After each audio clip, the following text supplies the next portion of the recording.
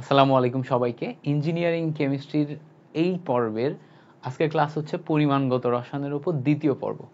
আমি তোমাদের কাছে আগে একটু ক্ষমা সুন্দর দৃষ্টিতে ক্ষমা চেয়ে নিচ্ছি।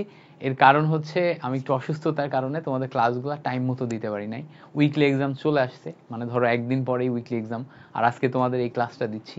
তাও একদম ফুললি এই চ্যাপ্টারটা কাভার হবে না, আরও একটা পর্ব দেওয়া লাগবে। আমি ট্রাই করবো আজকেই রেকর্ড করে এই পর্বটার পরের পর্ব একদম সুন্দর মতো দিয়ে দেওয়ার। বাট আরও আগে দেওয়া উচিত ছিল। বাট দেখতেই পাচ্ছ আমাকে দেখে, আই গেস তোমরা ফিল করতেছো যে আমি একটু অসুস্থ। চুল টুল কেটে ফেলছি, মুখ টুক একটু ফোলা আছে। আমি নর্মালি যেরকম দেখতে এখানে সেরকম দেখাচ্ছে না। সো একটু ক্ষমাসুন্দর দৃষ্টিতে দেখো। বাট আমি চেষ্টা করব তোমাদের টোটাল কেমিস্ট্রির এই জার্নিতে, ইঞ্জিনিয়ারিংয়ের এই জার্নিতে সবগুলা চ্যাপ্টারের উপর ইঞ্জিনিয়ারিং লেকচার দেওয়ার।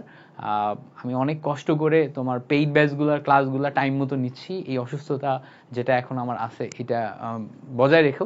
সো ভাইয়ের জন্য দোয়া করো, তোমরা সবাই দোয়া করলে দ্রুত সুস্থ হয়ে যাবো এবং ইনশাল্লাহ তোমাদেরকে ক্লাসগুলো সুন্দর মতো দিতে পারবো। সো আমাদের গত ক্লাসে, গত পর্বে আমরা 3টা টপিক খুব ভালো মতো দেখেছিলাম। সো যদি তোমরা অনেকে এই টপিকগুলো পড়েও ফেলো, বাকি টপিকগুলো যদি পড়েও ফেলো কোনো সমস্যা নেই। আমার সাথে সাথে বাকি টপিকগুলো যদি তুমি একবার ক্লাসটা দেখো, আমি চেষ্টা করব ক্লাসটা কম্প্যাক্ট রাখার জন্য। সো তুমি যদি একবার ক্লাসটা দেখো তোমার পুরা জিনিসটা রিভিশন হয়ে যাবে। যেমন ধরো ইঞ্জিনিয়ারিংয়ে শতকরা সংযুক্তি, মোলের হিসাব, সহগ অনুপাত এগুলো থেকে একটু কঠিন প্রশ্ন করে, কিন্তু লিমিটিং বিক্রিয়ক, molarity, molality, normality, PPM, PPP, PPT, শতকরা ঘনমাত্রা, লঘুকরণ সূত্র, এই যে মাঝখানের টপিকগুলো আছে যেগুলো আমরা আজকে ক্লাসে কভার করব, এগুলা থেকে প্রশ্ন কিন্তু একদম নর্মাল প্রশ্ন হয়। নর্মাল প্রশ্ন বলতে আমি কি বোঝাচ্ছি, মানে ভার্সিটি কতে, ভার্সিটি ক অ্যাডমিশন টেস্টে যেই স্ট্যান্ডার্ড আর ইঞ্জিনিয়ারিং অ্যাডমিশন টেস্টে যেই স্ট্যান্ডার্ড মোটামুটি সেম। কারণ এখান থেকে অনেক বেশি পেঁচানো গোছানো যায় না, প্রশ্ন খুব সরাসরি হয়, ঠিক আছে, কথার মার প্যাচও খুব কম হয়। সো আমি এখানে তোমাকে যেই বেসিকগুলো শেখাবো, আমার সাথে সাথে এই বেসিকগুলো তুমি প্রপারলি রিভিশন করে ফেলতে পারলে দেখবা সবকিছু পারবা। তোমার কাজ হচ্ছে এই ক্লাসটা করা, আমি যা যা দেখাবো সেগুলো আমার সাথে সাথে দেখে নেওয়া। এরপরে তুমি ইঞ্জিনিয়ারিং কোশ্চেন ব্যাংকটা ধরে ধরে সলভ করো, দেখবা সব ডিরেক্ট এই ফর্মুলাতে চলে আসবে। আমি যে ফর্মুলাগুলো তোমাকে শেখাবো সব ডিরেক্ট এই ফর্মুলাতেই চলে আসবে। সো আশা করি তোমরা একদম শুরু থেকে শেষ পর্যন্ত ক্লাসটা করবা আর নিজেদের ফ্রেন্ডের সাথে ক্লাসটা একটু শেয়ার করবা। সো আমরা এখন প্রথমেই শুরু করব হচ্ছে লিমিটিং বিক্রিয়ক। এটা দিয়ে লিমিটিং বিক্রিয়ক দিয়ে আমরা প্রথমেই শুরু করব। লিমিটিং বিক্রিয়ক কথাটা মানে কি? সো আমরা যখন কোন একটা বিক্রিয়া দেখি, সেই বিক্রিয়াতে আমাদের বিক্রিয়ক এবং উৎপাদ থাকে, তাই না? সো ধরো আমরা একটা নর্মাল বিক্রিয়া দেখলাম, নাইট্রোজেন প্লাস 3 হাইড্রোজেন বিক্রিয়া শেষ করে আমাদের 2 মোল অ্যামোনিয়া প্রস্তুত করলো। তো এইটা আমাদের বিক্রিয়া। এই বিক্রিয়াতে এই নাইট্রোজেন এবং হাইড্রোজেন এই দুইটা কি ভাইয়া? এই দুইটা হচ্ছে আমাদের বিক্রিয়ক। এই যে দুইটা বিক্রিয়ক আমি নিচ্ছি, এই দুইটা বিক্রিয়কের ভিতরে যেই বিক্রিয়ক আগে শেষ হয়ে যাবে, দুইটা বিক্রিয়কের ভিতরে যেই বিক্রিয়ক আগে শেষ হয়ে যাবে তাকে আমরা লিমিটিং বিক্রিয়ক বলি। সো লিমিটিং বিক্রিয়ক এইটাকে আমি এল আর দিয়ে প্রকাশ করি। এল তে লিমিটিং, আর তে রিঅ্যাক্ট্যান্ট, লিমিটিং রিঅ্যাক্ট্যান্ট। এটার মানে হচ্ছে যে বিক্রিয়ক আগে শেষ হয়ে যাবে, যে বিক্রিয়ক আগে শেষ হবে। সো যেই বিক্রিয়ক আগে শেষ হবে তাকে আমরা কি বলবো? Limiting reactant. এখন প্রশ্ন হচ্ছে যে এইটাকে আমরা ম্যাথ ক্যালকুলেশন করব কিভাবে? দেখো এমসিকিউ এর জন্য প্লাস তোমার ইঞ্জিনিয়ারিং রিটেন দুইটার জন্যই শর্টকাট ট্রিক আছে যেটা ব্যবহার করে তুমি লিমিটিং রিঅ্যাক্ট্যান্ট কোনটা সেটা বের করতে পারবা। সেটা কি? সহগ অনুপাত সূত্রের যে পার্টটা আছে এইটা ব্যবহার করে লিমিটিং রিঅ্যাক্ট্যান্ট ইজিলি বের করা যায়। ব্যাপারটা কেমন, কিভাবে কাজ করে আমরা একটু যদি দেখার চেষ্টা করি। আমরা আগেই দেখছি যে কোনো একটা বিক্রিয়ার সহগ অনুপাত সূত্র কিভাবে কাজ করে। যেমন ধরো নাইট্রোজেন প্লাস 3 হাইড্রোজেন বিক্রিয়া করে আমাদের 2 মোল অ্যামোনিয়া তৈরি করে, এইটা হচ্ছে আমাদের বিক্রিয়া। এই বিক্রিয়াতে আমি যদি সহগ অনুপাত সূত্র লিখি, n of nitrogen divided by 1, এইটা হচ্ছে আমাদের একটা প্রথম সহগ অনুপাত সূত্র অনুসারে, মানে নাইট্রোজেনের মোল ডিভাইডেড বাই তার সহগ, ইকুয়াল টু সহগ অনুপাত সূত্র অনুসারে n of hydrogen divided by 3 আসবে, equal to n of ammonia divided by 2 আসবে।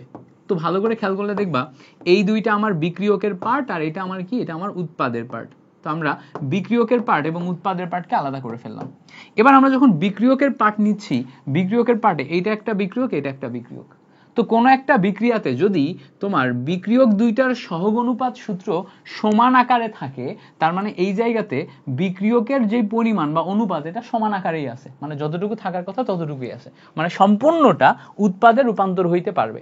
বাট যদি এরকম হয় যে তোমার নাইট্রোজেন এবং হাইড্রোজেন দুইটার ভিতরে কোনো একটা একটু অ্যামাউন্টে বেশি থাকে, কোনো একটা একটু অ্যামাউন্টে কম থাকে, যদি কোনো একটা বেশি থাকে কোনো একটা কম থাকে, তাহলে যেটা বেশি থাকবে সেটা বিক্রিয়া পাত্রে থেকে যাবে, আর যেটা কম থাকবে সেটা বিক্রিয়া পাত্রে শেষ হয়ে যাবে। মানে ধরো তোমার কাছে 100 টাকা আছে আর তোমার ভাইয়ার কাছে 50 টাকা আছে, তো তোমরা দুইজন সমান পরিমাণে কন্ট্রিবিউট করে কোনো কিছু কিনতে গেছো। এখন কিনতে যাওয়ার সময় যখন তুমি ওই 100 টাকা থেকে 50 টাকা দিয়ে দিবা, তোমার ভাইয়া 50 টাকা দিয়ে দিবে, তখন তোমার ভাইয়ার কাছে কিন্তু টাকা শেষ হয়ে গেছে, আর তোমার কাছে এখনো 50 টাকা অবশিষ্ট আছে। এখন তোমার কাছে যেহেতু 50 টাকা অবশিষ্ট আছে, এই টাকার তুমি আর কি কোনো কাজে লাগাইতে পারবা? উত্তর হচ্ছে না। কারণ কি, তোমাদের দুজনের কম্বাইন করে কেনার কথা। এখানেও ব্যাপারটা এরকম যে নাইট্রোজেন এবং হাইড্রোজেনের ভিতরে কোনো একটা যদি পরিমাণে বেশি থাকে, সে তখন উৎপাদে কন্ট্রিবিউট করা বন্ধ করে দিবে, আর যেটা কম থাকবে সেটা শেষ হয়ে যাবে, মানে সেটা শেষ হয়ে যাবে, যেটা কম থাকবে সেটা শেষ হয়ে যাবে, তাহলে সেইটা কন্ট্রিবিউট করা বন্ধ করে দিবে। তো এখন এইটা আমরা কিভাবে বুঝবো? দুইটা কেস, এই জায়গাতে জাস্ট দুইটা কেস। একটা কেসে যদি আমাদের নাইট্রোজেনের পরিমাণ বেশি থাকে, n of nitrogen divided by 1 আর n of hydrogen divided by 3, এই দুইটার ভিতরে নাইট্রোজেনের পরিমাণ যদি বেশি থাকে, খেয়াল করো, নাইট্রোজেনের পরিমাণ যদি বেশি থাকে, তাহলে বিক্রিয়া শেষে এইটা বেশি পরিমাণ থাকবে, এই অনুপাতটা বেশি থাকা মানে এটা বেশি পরিমাণ থাকবে, এটা বেশি পরিমাণ থাকা মানে এটা বেশি পরিমাণ থাকা মানে এইটা শেষ হয়ে যাবে, যেটা কম এটা শেষ হয়ে যাবে, যেটা শেষ হয়ে যাবে এইটা তখন আমাদের লিমিটিং রিঅ্যাক্ট্যান্ট হিসেবে কাজ করবে। লিমিটিং রিঅ্যাক্ট্যান্ট হিসেবে কি করবে? কাজ করবে। সেম ভাবে আমরা যদি এই অনুপাতের দিকে তাকাই, এই অনুপাতের দিকে তাকাই, n of nitrogen divided by 1 আর n of hydrogen divided by 3, এই দুইটার ভিতরে যদি এইটা বেশি পরিমাণে থাকে তাহলে এইটা আগে শেষ হয়ে যাবে। এইটা যদি বেশি পরিমাণে থাকে তাহলে কি হবে? এইটা আগে শেষ হয়ে যাবে।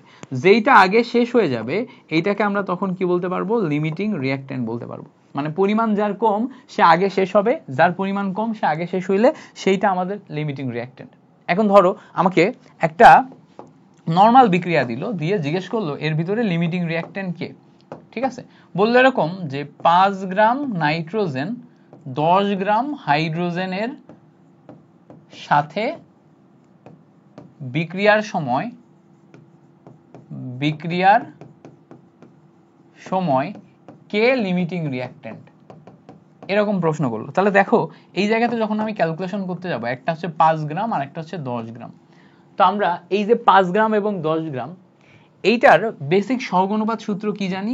n of nitrogen divided by 1 equals to n of hydrogen divided by 3, যার সহগ তার ডিভাইড। এখন হিসাব করে যদি দেখি আমরা, এখানে প্রথমে নাইট্রোজেনের মোল সংখ্যা নিয়ে হিসাব করো। নাইট্রোজেনের ক্ষেত্রে 1/1 রেখে দিলাম। নাইট্রোজেনের মোল সংখ্যা তুমি যদি W/m করো, W এর পরিমাণ 5 গ্রাম দেয়া আছে, m করো, নাইট্রোজেনের জন্য নিচে যাবে আণবিক ভর 28। এবার খেয়াল করো হাইড্রোজেনের জন্য তুমি যদি দেখো 1/3 রেখে দিলা। n অফ হাইড্রোজেনের উপরে দেখো W, নিচে m। W এর পরিমাণ কত দেয়া আছে? 10 গ্রাম। m এর পরিমাণ কত? 2। ক্যালকুলেশন করলে দেখবা এটার সাথে এটা কাটাকাটি করলে এখানে 5 আসে। সো অনুপাতের দিকে খেয়াল করলে দেখবা এই সাইডে অনুপাত আসে 5/3, এই সাইডে অনুপাত আসে 5/28। এবার বলো তো অনুপাতে কে বেশি কে কম? ডেফিনেটলি এই জায়গার অনুপাতে ডান সাইড বেশি, বাম সাইড কম। তো বাম সাইড কম মানে কি? এই জায়গাতে n অফ নাইট্রোজেন যেটা আছে এটা কম। তো n অফ নাইট্রোজেন যদি কম পরিমাণে থাকে তাহলে এখানে limiting reactant definitely n of nitrogen. এবং এই নাইট্রোজেনের জন্য বা নাইট্রোজেনের 5 গ্রামের জন্য তুমি অ্যামোনিয়া পাবা 2 মোল, তোমার অ্যামোনিয়া যেটা আসবে সেটা। সো তুমি তখন এখান থেকে লিমিটিং রিঅ্যাক্ট্যান্ট বের করার পর এই লিমিটিং রিঅ্যাক্ট্যান্টের যে ভ্যালু, নাইট্রোজেনের যে ভ্যালু, এইটা দিয়ে তুমি অ্যামোনিয়া কি পরিমাণ প্রস্তুত করতে পারবা সেটা বের করতে পারবা বা সেটা বের করবা। আশা করি বুঝাইতে পারছি তোমাকে। ঠিক আছে, সো লিমিটিং রিঅ্যাক্ট্যান্টের ম্যাথ এভাবে করতে হয়, সেম ভাবে তোমাকে লিমিটিং রিঅ্যাক্ট্যান্ট থেকে যদি এভাবে বলে, হ্যাঁ যদি এভাবে বলে, প্রশ্নটা ধরো এভাবে দিল যে খুব সিম্পল, বলল 5 গ্রাম নাইট্রোজেন 2 গ্রাম হাইড্রোজেন থেকে কি পরিমাণ অ্যামোনিয়া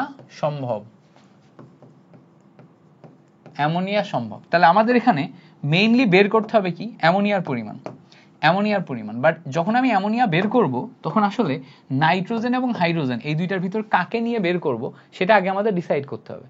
কারণ কি, কারণ এখানে একটার পরিমাণ কম একটার পরিমাণ বেশি, মানে যেটা লিমিটিং তার উপর ডিপেন্ড করে অ্যামোনিয়া প্রস্তুত হবে, যেটা লিমিটিং রিঅ্যাক্টেন্ট তার উপর ডিপেন্ড করে অ্যামোনিয়া প্রস্তুত হবে। তাহলে তার উপর ডিপেন্ড করে অ্যামোনিয়া প্রস্তুত হলে এই দুইটার ভিতরে কে লিমিটিং রিঅ্যাক্টেন্ট সেটা আমাদের আগে বের করা লাগবে। এখন কিভাবে বের করব কোনটা লিমিটিং রিঅ্যাক্টেন্ট? খুব সিম্পল। প্রথমে আমরা ওই সেম ভাবে n of nitrogen divided by 1 equals to n of hydrogen divided by 3 করব equals to n of ammonia divided by 2। এটা হচ্ছে টোটাল ইকুয়েশন। এখন লিমিটিং রিঅ্যাক্টেন্ট বের করার জন্য এর ভিতর থেকে আমার নাইট্রোজেন এবং হাইড্রোজেনের অনুপাতটা নিয়ে কাজ করতে হবে। তাহলে 1/1 ইন্টু নাইট্রোজেনের পরিমাণ 5 গ্রাম দেয়া আছে, নাইট্রোজেনের আণবিক ভর হচ্ছে 28, তাহলে 5 গ্রাম ডিভাইডেড বাই 28 লিখলাম। হাইড্রোজেনের জন্য 1/3 দেয়া আছে, W/M যদি করো উপরে দেখো 2 গ্রাম নিচে 2, ক্যালকুলেশন করলে 2 2 কেটে যায়, এখানে আসে 5/28, এখানে আসে 1/3। ডেফিনেটলি এইটা বেশি এইটা কম, তাহলে এখান থেকে তুমি ডিসাইড করতে পারবা n অফ নাইট্রোজেন যেটা এইটা কম, তার মানে নাইট্রোজেন হচ্ছে আমাদের এখানে লিমিটিং রিঅ্যাক্টেন্ট। তাহলে এখানে কি লিমিটিং রিঅ্যাক্টেন্ট কে নাইট্রোজেন। এখন যদি নাইট্রোজেন লিমিটিং রিঅ্যাক্টেন্ট হয় তাহলে উৎপাদনের সময় নাইট্রোজেনের উপর ডিপেন্ড করে অ্যামোনিয়া উৎপাদন হবে। তাহলে আমরা অ্যামোনিয়া উৎপাদনের পরিমাণ হিসাব করব নাইট্রোজেনের সাথে অ্যামোনিয়ার বেসিক তোমার ইকুয়েশন তৈরি করে। যেমন ধরো n of nitrogen divided by 1 equals to n of ammonia divided by 2। এই হচ্ছে আমাদের বেসিক হিসাব। এবার আসো এই যে n অফ নাইট্রোজেনের নাইট্রোজেনকে যদি আমি ভাঙি তাহলে W/M পাওয়া যায়। ডেফিনেটলি এটা কার জন্য হিসাব? নাইট্রোজেনের জন্য। এই জায়গাতে যদি আমি ভাঙি 1/2 অ্যামোনিয়ার পরিমাণ আবার আমরা W/M পাবো। এবার খেয়াল করো W/M এর ভিতরে নাইট্রোজেনের পরিমাণ আমার দেয়া আছে 5 গ্রাম, তোমার হচ্ছে যে নাইট্রোজেনের আণবিক ভর হচ্ছে 28। এই সাইডে যে আমার W এর পরিমাণ 1/2 ইন্টু M এর পরিমাণ, আমার W এর পরিমাণ বের করা লাগবে আর M এর পরিমাণ আমি জানি, তো নাইট্রোজেন 7 14 আর সাথে থাকে 3 17। আর হিসাব করলে দেখো W এর পরিমাণ বের করতে চাচ্ছ, সো এই সাইডে 17 দুগানা কত আসে 34, so 34 into 5 divided by 28, calculation করলে এখান থেকে তোমার রেজাল্টটা বের হবে। তাহলে যদি আমাদের লিমিটিং রিঅ্যাক্টেন্ট থেকে এরকম ম্যাথ আসে তাহলে কিভাবে আসবে আবারও বলি, তোমার দুইটা বিক্রিয়কের পরিমাণ দিয়ে দেয়া থাকবে, সেখান থেকে তুমি আনুপাতিক হারে সিদ্ধান্ত নিবা কোনটা লিমিটিং রিঅ্যাক্টেন্ট, সেইটা সিদ্ধান্ত নেওয়ার পর তারপরে ম্যাথ করবা। ঠিক আছে? সো সিদ্ধান্ত নেওয়ার জন্য আলাদা করে তোমাকে ঐকিক নিয়মে বড় করে করা লাগবে না, তুমি সহগ অনুপাত সূত্র নিয়ে দিয়ে একদম সংক্ষেপে এইভাবে যদি ডিসাইড করে দেখাইতে পারো তোমার খাতায় তাহলেই হচ্ছে। আর যদি তোমার এমসিকিউতে আসে, তোমার ধরো হচ্ছে বুয়েটের প্রিলিতে দিল, তাহলে ওই জায়গাতে তো তোমার আর বেশি ব্রড করে করার কোনো প্রশ্নই আসে না, জাস্ট নর্মাল এই সেন্সটুকু ডেভেলপ হইলে হবে যে লিমিটিং রিঅ্যাক্টেন্ট আমরা কিভাবে কাজ করালাম। এরপরে আসো আমাদের পরবর্তী টপিক যেটা, এটা আসে হচ্ছে মোলারিটি। সো মোলারিটি নিয়ে আমাদের এখন কাজ করা লাগবে। মোলারিটি জিনিসটা কি? মোলারিটি জিনিসটা হচ্ছে যে 1 লিটার দ্রবণে কতটুকু পরিমাণ দ্রবীভূত অবস্থায় আছে।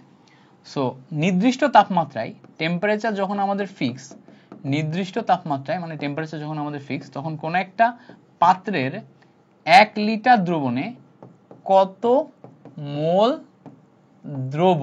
দ্রবীভূত আছে। সো 1 লিটার দ্রবণে কত মোল দ্রবীভূত আছে এটাকে আমরা মোলারিটি বলবো। তো জিনিসটা এরকম, যদি আমাদের ভি লিটার দ্রবণে আমাদের n মোল দ্রবীভূত থাকে, তাহলে 1 লিটার দ্রবণে থাকবে হচ্ছে n ডিভাইডেড বাই ভি মোল। ঠিক আছে? সো খেয়াল করো, ভি লিটার দ্রবণে যদি n মোল থাকে তাহলে 1 লিটার দ্রবণে থাকবে n ডিভাইডেড বাই ভি মোল। তো 1 লিটার দ্রবণে কতটুকু দ্রবীভূত থাকবে এটাকে আমরা মোলারিটি S দিয়ে প্রকাশ করি। তো এই জায়গা থেকে আমরা ফর্মুলা পাই S equals to n divided by V. এই যে ফর্মুলা, এই ফর্মুলাকে আমরা n ইকুয়ালস টু VS এই ফর্মুলাতেও প্রকাশ করতে পারি। বহুত জায়গায় আমরা এই ফর্মুলা ব্যবহার করব, এই ফর্মুলা আমরা বহুত জায়গায় ব্যবহার করব, সেটা মুখস্থ করে রাখো, এটা মাস্ট। এছাড়া এই ফর্মুলাটাকে আরো ভেঙে লেখা যায় কিভাবে, খেয়াল করো, এই যে n কে তুমি ভাঙলে W ডিভাইডেড বাই M পাবা, আর এই লিটার যেটা আছে এটাকে তুমি যদি মিলিলিটারে কনভার্ট করো তাহলে খেয়াল করো, মিলিলিটারে কনভার্ট করলে VML ডিভাইডেড বাই 1000 করলে VL পাওয়া যায়। সো VL যেটা, এটাকে VML ডিভাইডেড বাই 1000 লেখা যায়। উপর নিচ করে দিলে খেয়াল করো 1000 W ডিভাইডেড বাই MVML এটা পাওয়া যাচ্ছে। খেয়াল করো S equals to 1000 W divided by MVML। এই যে S এর ভ্যালু আমরা পাচ্ছি, S equals to 1000 W divided by MVML, এই ফর্মুলা ব্যবহার করে আমরা মোলারিটি রিলেটেড সব ম্যাথ করব। খেয়াল করলে দেখবা মোলারিটিতে আমাদের দ্রবণের আয়তন এবং মোল নিয়ে কাজ করা হচ্ছে। সো এই যে আয়তন, এটা কিসের আয়তন? এটা হচ্ছে দ্রবণের আয়তন, তাই না? আর এই যে মোল নিয়ে কাজ করা হচ্ছে, এটা কি? এটা হচ্ছে দ্রব। সো দ্রবণের আয়তন যেটা, এটা তাপমাত্রার উপর ডিপেন্ড করে, ফলে তাপমাত্রা আমরা ফিক্স ধরে কাজ করছি। যদি এখানে আমরা তাপমাত্রার পরিবর্তন করি, তাহলে আমার টোটাল ঘনমাত্রারই পরিবর্তন হয়ে যাবে। সো যেহেতু আমার এই দ্রবণের আয়তন তাপমাত্রার উপর ডিপেন্ড করে, তার মানে মোলারিটি যে টার্মটা আছে, এটা তাপমাত্রার উপর নির্ভরশীল। এটা একটা এমসিকিউ ভার্সিটি কতে আসে। আর এই যে ফর্মুলা, এই ফর্মুলা ব্যবহার করে আমরা বিভিন্ন টাইপের ম্যাথ করি। যেমন দেখো, মোলারিটি থেকে যদি আমরা ম্যাথ দেখি, তোমাকে বলতে পারে এরকম যে 5 গ্রাম সোডিয়াম কার্বনেট 100 ml দ্রবণে থাকলে মোলার ঘনমাত্রা কত? মোলার ঘনমাত্রা কত? এরকম প্রশ্ন বলতে পারে, র্যান্ডম এরকম প্রশ্ন বলতে পারে। সো প্রশ্ন ঘুরায় বেচাও দিতে পারে। র্যান্ডম এই টাইপের প্রশ্ন ভার্সিটি কতে বেশি আসে, ইঞ্জিনিয়ারিং এও আসে। সো যদি এগুলা দেয়, তাহলে কি করবা? S equals to formula 1000 W divided by mv ml। Formula অনুযায়ী আগাও, 1000 বসাইলা। W এর ভ্যালু দেখো আমার যেটা দেয়া থাকবে সেই ভর, কত গ্রাম দেয়া আছে? 5 গ্রাম। সো 5 বসাইলা ডিভাইডেড বাই m এর ভ্যালু কত বসাবা? আণবিক ভর সোডিয়াম কার্বনেটের জন্য কত বসাতে হবে? 106। ml দেখো আয়তন হচ্ছে তোমার মিলিলিটারে দেয়া থাকতে হবে। কত দেয়া আছে? 100 দেয়া আছে। সো 100 বসাই দাও। 100 বসাই দিয়ে এবার তুমি এখান থেকে ক্যালকুলেটর চেপে ঠাস ঠাস করে ক্যালকুলেট করো।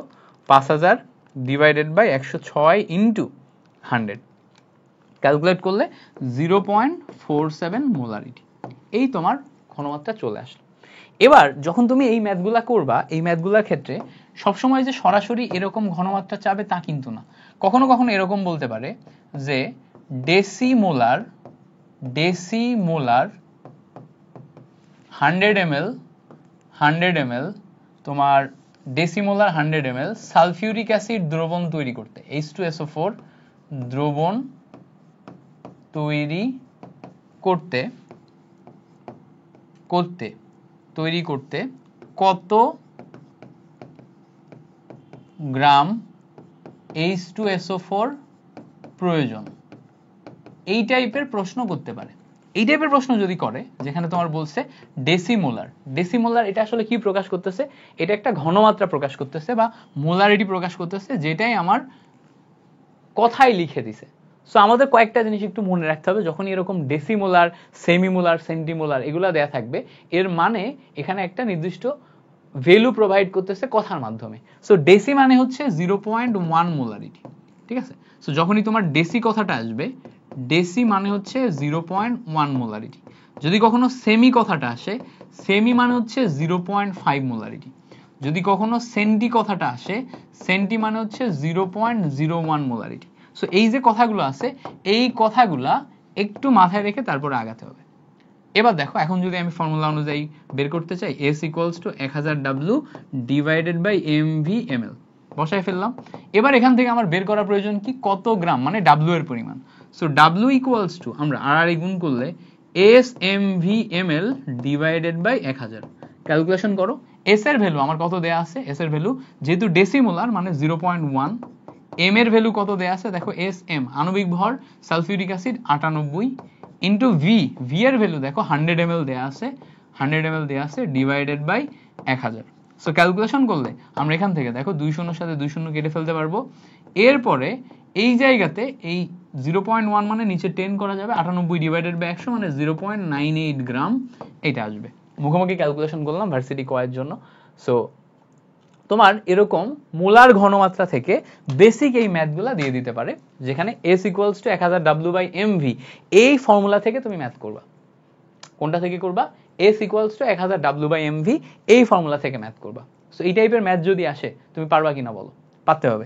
দেখো বেসিক্যালি আমাদের মোলারিটি থেকে বেশ কিছু ম্যাথ আসবে, যেই ম্যাথগুলার ক্ষেত্রে আমাদের কিছু কিছু যৌগের আণবিক ভর জানা লাগবে। অনেক ক্ষেত্রে এগুলো আণবিক ভর কিন্তু দেয়া থাকবে না।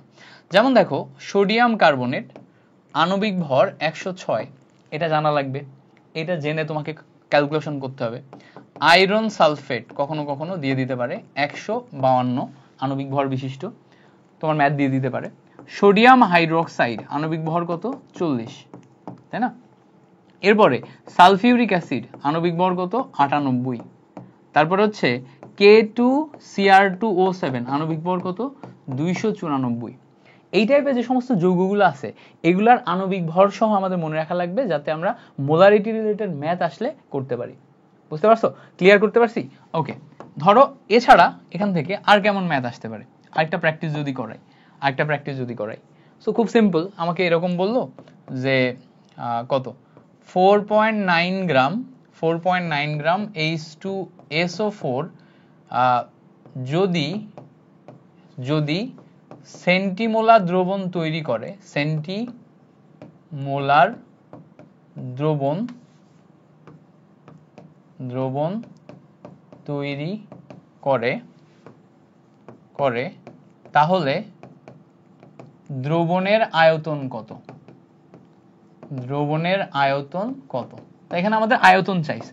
সো আয়তন যদি চাই এরকম, তাহলে আমরা ওই same formula S = 1000 W divided by mv/ml এটা বসাবো, তাই না? সো এখান থেকে আয়তন বের করতে গেলে v/ml এর ভ্যালু বের করা লাগবে। তাহলে উপরে যাবে আমাদের 1000 W, নিচে যাবে m × s, এই ক্যালকুলেশন। তো খেয়াল করো, উপরে আমাদের 1000 W যদি যাই, 1000 × W, W এর ভ্যালু দেয়া আছে কত 4.9 গ্রাম, বসাই দিলাম 4.9 গ্রাম, divided by m × s, m মানে কি সালফিউরিক অ্যাসিডের আণবিক ভর 98 × s, s মানে কত দেখো সেন্টিমোলার দ্রবণ, সেন্টি মানে কি 0.01, ক্যালকুলেশন করো, এখান থেকে দ্রবণের আয়তন বের হয়ে যাবে। বুঝতে পারছো? সো এভাবে আমরা মোলারিটি যে পার্টটা আছে, মোলারিটি পার্ট থেকে দ্রবণের আয়তন কিভাবে বের করতে হয় সেটা বুঝে ফেললাম।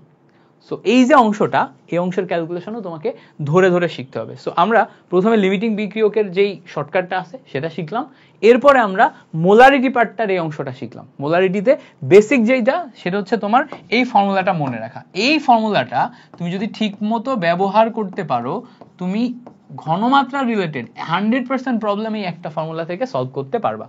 100% প্রবলেম তুমি এখন একা একা কোশ্চেন ব্যাংক সলভ করো, দেখবা ম্যাক্সিমাম ম্যাথ এই ফর্মুলা থেকেই তোমার সলভ হয়ে যাবে। ওকে, এই পর্যন্ত ক্লিয়ার। এবার আসে হচ্ছে আমাদের মোলালিটি। মোলালিটি যে টার্মটা আছে, মোলালিটি টার্মটার বেসিক কি? মোলারিটি টার্মটার বেসিকের একটু উল্টা হচ্ছে মোলালিটি। মোলালিটি হচ্ছে 1 কেজি দ্রাবকে, খেয়াল করো কথাটা বুঝবা, 1 কেজি দ্রাবকে কত মোল দ্রব। তো খেয়াল করো 1 কেজি দ্রাবকে কত মোল দ্রব, এই কথাটা মানে কি বোঝাচ্ছে, মানে দ্রাবকের ভিতরে দ্রব, আগে ছিল আমার দ্রবণের ভিতর দ্রব, তাই না? আগে ছিল আমার দ্রবণের ভিতর দ্রব, এখন আমরা দ্রাবকের ভিতর দ্রব পাচ্ছি। তো ধরো আমরা এখানে W কেজি দ্রাবকে n মোল দ্রব নিলাম, ঠিক আছে? আমরা কি করছি, W কেজি দ্রাবকে n মোল দ্রব নিলাম। এখান থেকে যদি আমি 1 কেজি দ্রাবকে নিই, 1 কেজি দ্রাবকে, তাহলে খেয়াল করো 1 কেজি দ্রাবকে বের করতে গেলে n divided by W KG আসবে। এবার একটু বোঝার চেষ্টা করো, উপরে যেটা করছো এই উপরের পার্টটা কিন্তু তোমার দ্রব, ঠিক আছে, আর নিচের পার্টটা কিন্তু তোমার দ্রাবক। তো এই যে জিনিসটা, এই জিনিসটাকে বলা হচ্ছে মোলালিটি। মোলালিটিকে SM দিয়ে প্রকাশ করা হয়। সো তুমি এখানে মোলালিটি এইটা SM = লিখতে পারবা উপরে n নিচে W, উপরে n নিচে W, যেখানে উপরে n যেটা এটা হচ্ছে তোমার দ্রব, আর নিচে W যেটা এটা হচ্ছে তোমার দ্রাবক।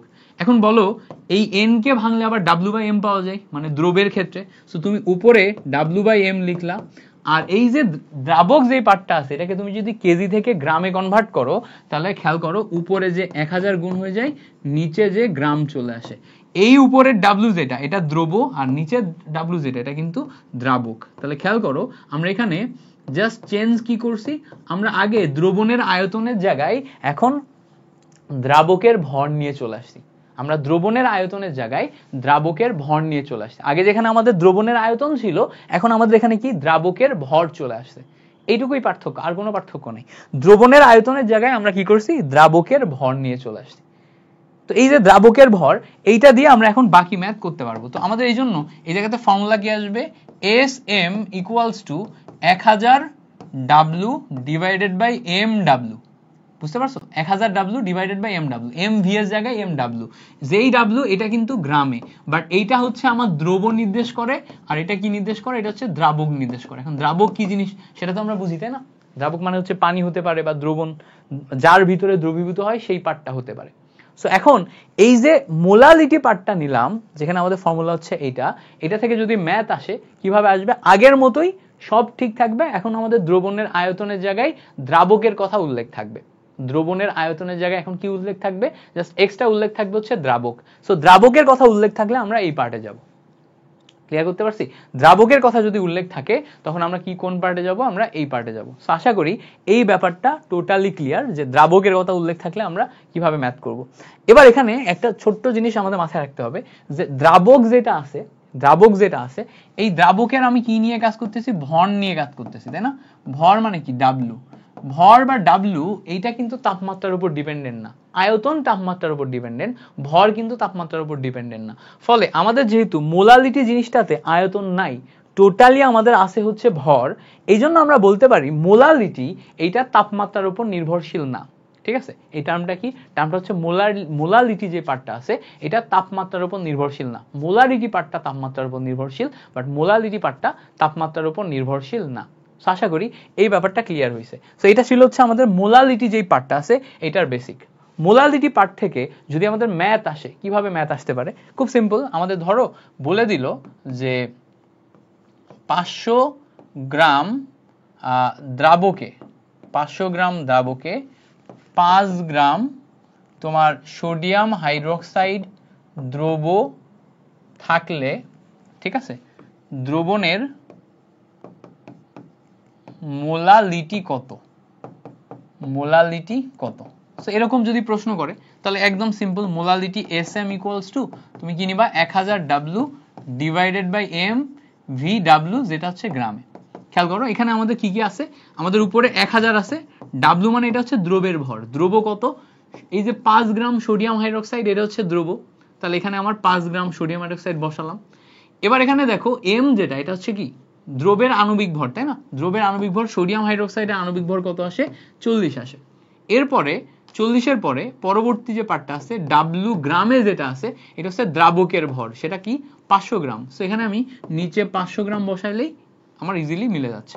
সো এখান থেকে কাটাকাটি করে আমরা ইজিলি মিলাইতে পারি। এটার সাথে এটা কাটাকাটি করলে উপরে 2 আসবে, এটার সাথে এটা কাটাকাটি করলে 5 আর 8 40। সো এটার সাথে আবার এটা কাটাকাটি করলে আসবে 1/4। 1/4 মানে হচ্ছে 0.25 মোলারিটি। 0.25 তোমার হচ্ছে মোলালিটি। হ্যাঁ, সো এখানে আমাদের মোলালিটি যেটা বের করতে বলছে এটা আসছে হচ্ছে 0.25। সো এইভাবে আমরা কি করতে পারি? আমরা মোলালিটির ক্যালকুলেশনগুলো করতে পারি। তাহলে মোলালিটির ক্যালকুলেশনের বেসিক আন্ডারস্ট্যান্ডিংটা কি? মোলালিটি ক্যালকুলেশনের বেসিক আন্ডারস্ট্যান্ডিং হচ্ছে যে আমি যখন SM বের করব তখন আমি 1000 উপরে আমি ডাব্লু নিচ্ছি, নিচে এম ডাব্লু নিব, ভি এর জায়গায় ডাব্লু নিব, এটা গ্রামে। উপরের এটা হচ্ছে আমার দ্রব আর নিচের এটা হচ্ছে আমার দ্রাবক। এই কথাটা তোমার মাথার ভিতর যদি ঢুকে যায় তাহলে প্রশ্ন তুমি যে কোনোটা অ্যানালাইসিস করে ইজিলি করতে পারবা। যদি তুমি এই কথাটা মাথার ভিতর ঢুকাইতে পারো তাহলে যে কোনো প্রশ্নকে তুমি ইজিলি অ্যানালাইসিস করে ফেলতে পারবা, কোনো সমস্যা হবে না। ঠিক আছে? ক্লিয়ার করতে পারছি এই জিনিসটা? যদি ক্লিয়ার করতে পারি তাহলে তো খুবই ভালো। চলো আমরা পরের পার্টটায় যাই। পরের পার্টটাতে মোলালিটির পরে আমাদের যেই পার্টটা শিখতে হবে সেটা হচ্ছে নরমালিটি। নরমালিটিতে সরাসরি নরমালিটির ফর্মুলা ডেভেলপ করে ম্যাথ করা লাগে না। সরাসরি নরমালিটির ফর্মুলা ডেভেলপ করে ম্যাথ করা লাগে না। নরমালিটিতে আমি সবসময় যেটা করি, মোলারিটির সাথে নরমালিটির সম্পর্ক তৈরি করে ম্যাথ করি। সব সময় সম্পর্ক তৈরি করে ম্যাথ করি। সম্পর্কটা কি? খেয়াল করো। মোলারিটি ফর্মুলাটা লিখে নাও। মোলারিটি ইনটু তুল্য সংখ্যা ইকুয়ালস টু নরমালিটি। সো মোলারিটির সাথে তুল্য সংখ্যা যদি গুণ করো তাহলে তুমি নরমালিটি পাবা। কি পাবা? নরমালিটি পাবা। সো যে কোনো জায়গায় নরমালিটি বের করতে গেলে মোলারিটির সাথে তুল্য সংখ্যা গুণ করা লাগবে। মোলারিটি ইনটু তুল্য সংখ্যা ইকুয়ালস টু নরমালিটি। অর্থাৎ মোলারিটিকে যদি আমি S দিয়ে প্রকাশ করি, এর সাথে তুল্য সংখ্যা গুণ করলে N পাওয়া যায়, যেখানে N হচ্ছে আমার নরমালিটি। বুঝতে পারছো? n হচ্ছে আমার নরমালিটি, অর্থাৎ s equals to n divided by e লেখা যায়। নরমালিটিকে তুল্য সংখ্যা দিয়ে ভাগ করলে তোমার কি পাওয়া যায়? নরমালিটিকে তুল্য সংখ্যা দিয়ে ভাগ করলে মোলারিটি পাওয়া যায়। সো মোলারিটির সাথে তুল্য সংখ্যা গুণ করলে নরমালিটি পাওয়া যায়। এইটা যদি আমরা বুঝি, এখন আমাদের তাহলে আলাদা করে কি শেখা লাগবে? আমাদের তুল্য সংখ্যা এবং তুল্য ভর শেখা লাগবে। সো প্রথমে আসো একটা টপিক, সেটা হচ্ছে তুল্য সংখ্যা। এই জিনিসটা আমাদের ভালো করে শেখা লাগবে। তুল্য সংখ্যা জিনিসটাকে আমি এইভাবে বলি, যার যা কিছু আছে তাই তার তুল্য সংখ্যা। যার যা কিছু আছে তাই তার তুল্য সংখ্যা, মানে ধরো যে যেই প্রকৃতির তার তুল্য সংখ্যা সেই প্রকৃতিতে হবে। যেমন ধরো আমরা যদি অ্যাসিড নিয়ে চিন্তা করি, অ্যাসিডের ক্ষেত্রে আমরা সালফিউরিক অ্যাসিড চিনি, হাইড্রোক্লোরিক অ্যাসিড চিনি, নাইট্রিক অ্যাসিড চিনি, তাই না? তাই তো, এগুলো আমরা চিনি, এগুলো সব এক একটা অ্যাসিড। তো এই অ্যাসিডগুলার আসলে হাইড্রোজেন প্লাস আয়ন ছেড়ে দেওয়ার ক্ষমতা আছে। যদি হাইড্রোজেন প্লাস আয়ন ছেড়ে দেওয়ার ক্ষমতা থাকে, এই হাইড্রোজেন প্লাস আয়ন ছেড়ে দেওয়ার ক্ষমতাই তার তুল্য সংখ্যা। যেমন দেখো সালফিউরিক অ্যাসিড, এইটার তুল্য সংখ্যাকে আমরা ই দিয়ে প্রকাশ করব। সালফিউরিক অ্যাসিডের তুল্য সংখ্যা ই অফ H2SO4 কত আসবে? 2 আসবে। কেন? কারণ সালফিউরিক অ্যাসিড দুইটা হাইড্রোজেন ছেড়ে দিতে পারে। ই অফ HCl, দেখো হাইড্রোক্লোরিক অ্যাসিড তুল্য সংখ্যা 1 আসবে, কারণ হাইড্রোক্লোরিক অ্যাসিড একটা হাইড্রোজেন ছেড়ে দিতে পারে। নাইট্রিক অ্যাসিড, এইটা দেখো একটা হাইড্রোজেন ছাড়তে পারে, এই জন্য এর তুল্য সংখ্যা 1। তো যখন যেটা নিয়ে কাজ করব তখন তার যে বৈশিষ্ট্য সেটা অনুযায়ী তার তুল্য সংখ্যা হবে। যেমন ধরো সালফিউরিক অ্যাসিড দুইটা হাইড্রোজেন ছাড়তে পারছে। সেম ভাবে অ্যাসিডের পরিবর্তে যদি আমি বেস বা ক্ষার নিই, যেমন ধরো সোডিয়াম হাইড্রোক্সাইড, যেমন ধরো ম্যাগনেসিয়াম হাইড্রোক্সাইড, যেমন ধরো অ্যালুমিনিয়াম হাইড্রোক্সাইড, এই যে পদার্থগুলো নিলাম এগুলো সব ক্ষার। এদের তুল্য সংখ্যা বের করতে যদি যাই, সোডিয়াম হাইড্রোক্সাইডের তুল্য সংখ্যা ই অফ সোডিয়াম হাইড্রোক্সাইড কত হবে? সোডিয়াম হাইড্রোক্সাইড আসলে OH ছাড়তে পারে, কয়টা ছাড়তে পারে? একটা ছাড়তে পারে। তাহলে একটা ছাড়তে পারলে আমার তুল্য সংখ্যা কত আসবে? 1। ই of magnesium hydroxide, magnesium hydroxide কয়টা ছাড়তে পারে ভাইয়া?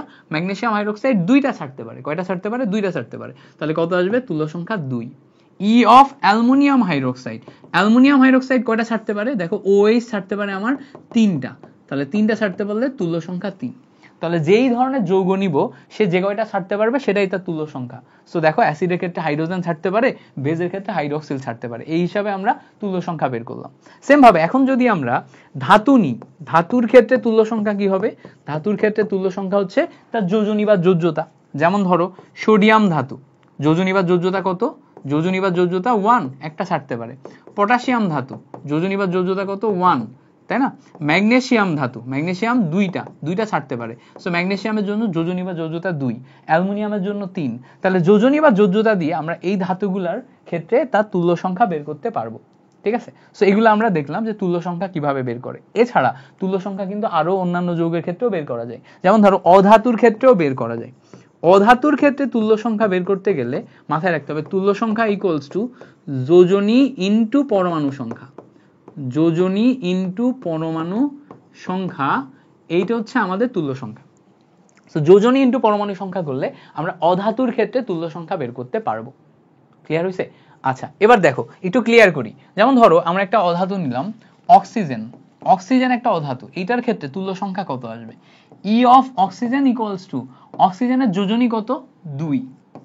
কয়টা পরমাণু আছে? 2টা। টোটাল মিলে অক্সিজেনের তুল্য সংখ্যা আসবে 4। এভাবে বের করতে হবে। বুঝতে পারছো? এভাবে বের করতে হবে। এখন এই যে তুল্য সংখ্যাগুলো বের করলাম, এই তুল্য সংখ্যাগুলো কই কাজে লাগবে? এই যে এই পার্টে কাজে লাগবে। যদি কোথাও আমাদের নরমালিটি বের করতে বলে তাহলে আমরা কি করব? মোলারিটি বের করব, বের করে তার সাথে তুল্য সংখ্যা গুণ করব, আমাদের নরমালিটি বের হয়ে যাবে। একদম সিম্পল, এভাবে বের করা সম্ভব। ওকে, সো চলো আমরা আরেকটু পার্ট দেখি। নরমালিটির ক্ষেত্রে আরেকটা খুব সুন্দর বেসিক হচ্ছে নরমালিটির ক্ষেত্রে তুল্য ভর। তুল্য ভর অনেক ক্ষেত্রে এইটা বের করতে বলে।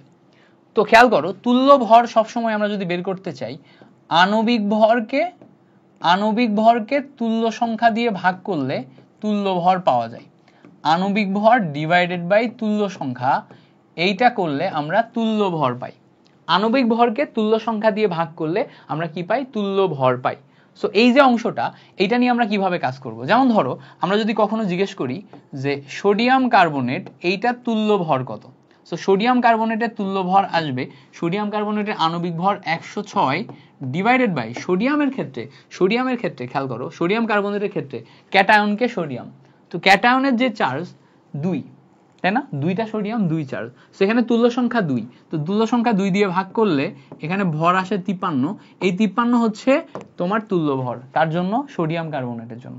সেম ভাবে আমি যদি এখন সোডিয়াম হাইড্রোক্সাইডের জন্য তুল্য ভর বের করতে চাই, সোডিয়াম হাইড্রোক্সাইডের আণবিক ভর 40 ডিভাইডেড বাই এটা একটা মাত্র OH ছাড়তে পারে, তাহলে 1, এক্ষেত্রে আমার তুল্য ভর কত আসবে, 40 আসবে। এখন যদি আমি সালফিউরিক অ্যাসিডের ক্ষেত্রে বের করতে চাই, সালফিউরিক অ্যাসিডের জন্য কত আসবে, সালফিউরিক অ্যাসিডের জন্য আমার আণবিক ভর 98, এখানে যেহেতু 2টা হাইড্রোজেন ছাড়তে পারে, সো তুল্য সংখ্যা 2, ক্যালকুলেশন করলে 98 ডিভাইডেড বাই 2, সো আমাদের তুল্য ভর আসছে কত, 49। বুঝতে পারছো? এইভাবে আমরা তুল্য ভর বের করতে পারি। এখন প্রশ্ন হচ্ছে ভাই নরমালিটি থেকে প্রশ্ন কিভাবে আসবে? খুব সিম্পল, আমাদের আগের মতোই একদম বেসিক ইনফরমেশনগুলো দিয়ে দেবে, ইনফরমেশন দিয়ে দেবে, বলবে 0.5 গ্রাম H2SO4 150 ml দ্রবণে কত নরমাল দ্রবণ তৈরি করে, সো নরমালিটি যখন, তখন আমাদের দ্রবণের ঘনমাত্রা নরমালে বলে, নরমাল মানে নরমালিটি আছে। সো এখানে ইনফরমেশন যেগুলো দেয়া আছে ভালো করে খেয়াল করলে দেখবা, এই ইনফরমেশনগুলো দিয়ে আমি মোলারিটি বের করতে পারবো, তাই না? তাহলে আমার চাইছে নরমালিটি, তাহলে আমি কি করব, আগে আমি মোলারিটি বের করে নিব, S = 1000 W divided by mv/ml।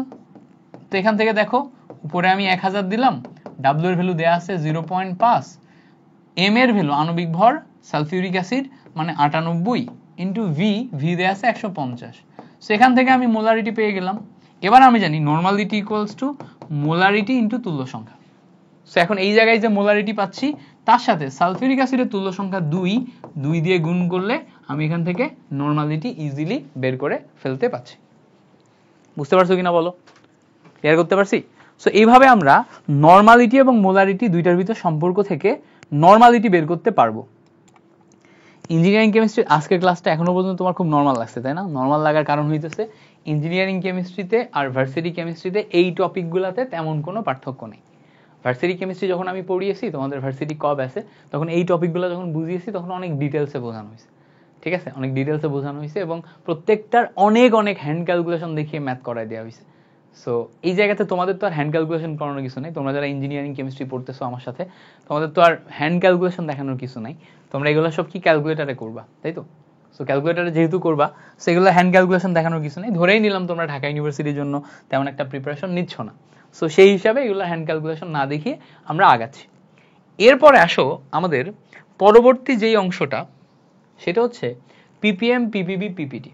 But PPM, PPB, PPT দেখার আগে আমাদের শতকরা ঘনমাত্রা দেখতে হবে, শতকরা ঘনমাত্রা আগে দেখতে হবে, তারপর পিপিএম, পিপিবি, পিপিটি দেখতে হবে। আজান দিচ্ছে, আজানের জন্য একটা ব্রেক নিব, ব্রেকের পরে যে তারপরে তোমাদের জন্য আবার রেকর্ড করব।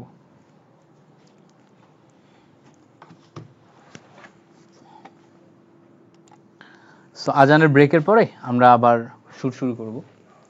দেখো আমাদের শতকরা ঘনমাত্রা, এই কথাটা যদি বলে, শতকরা ঘনমাত্রা দিয়ে কি বোঝায় আসলে? শতকরা মানে 100, তাই না? আমরা এগুলো জানি।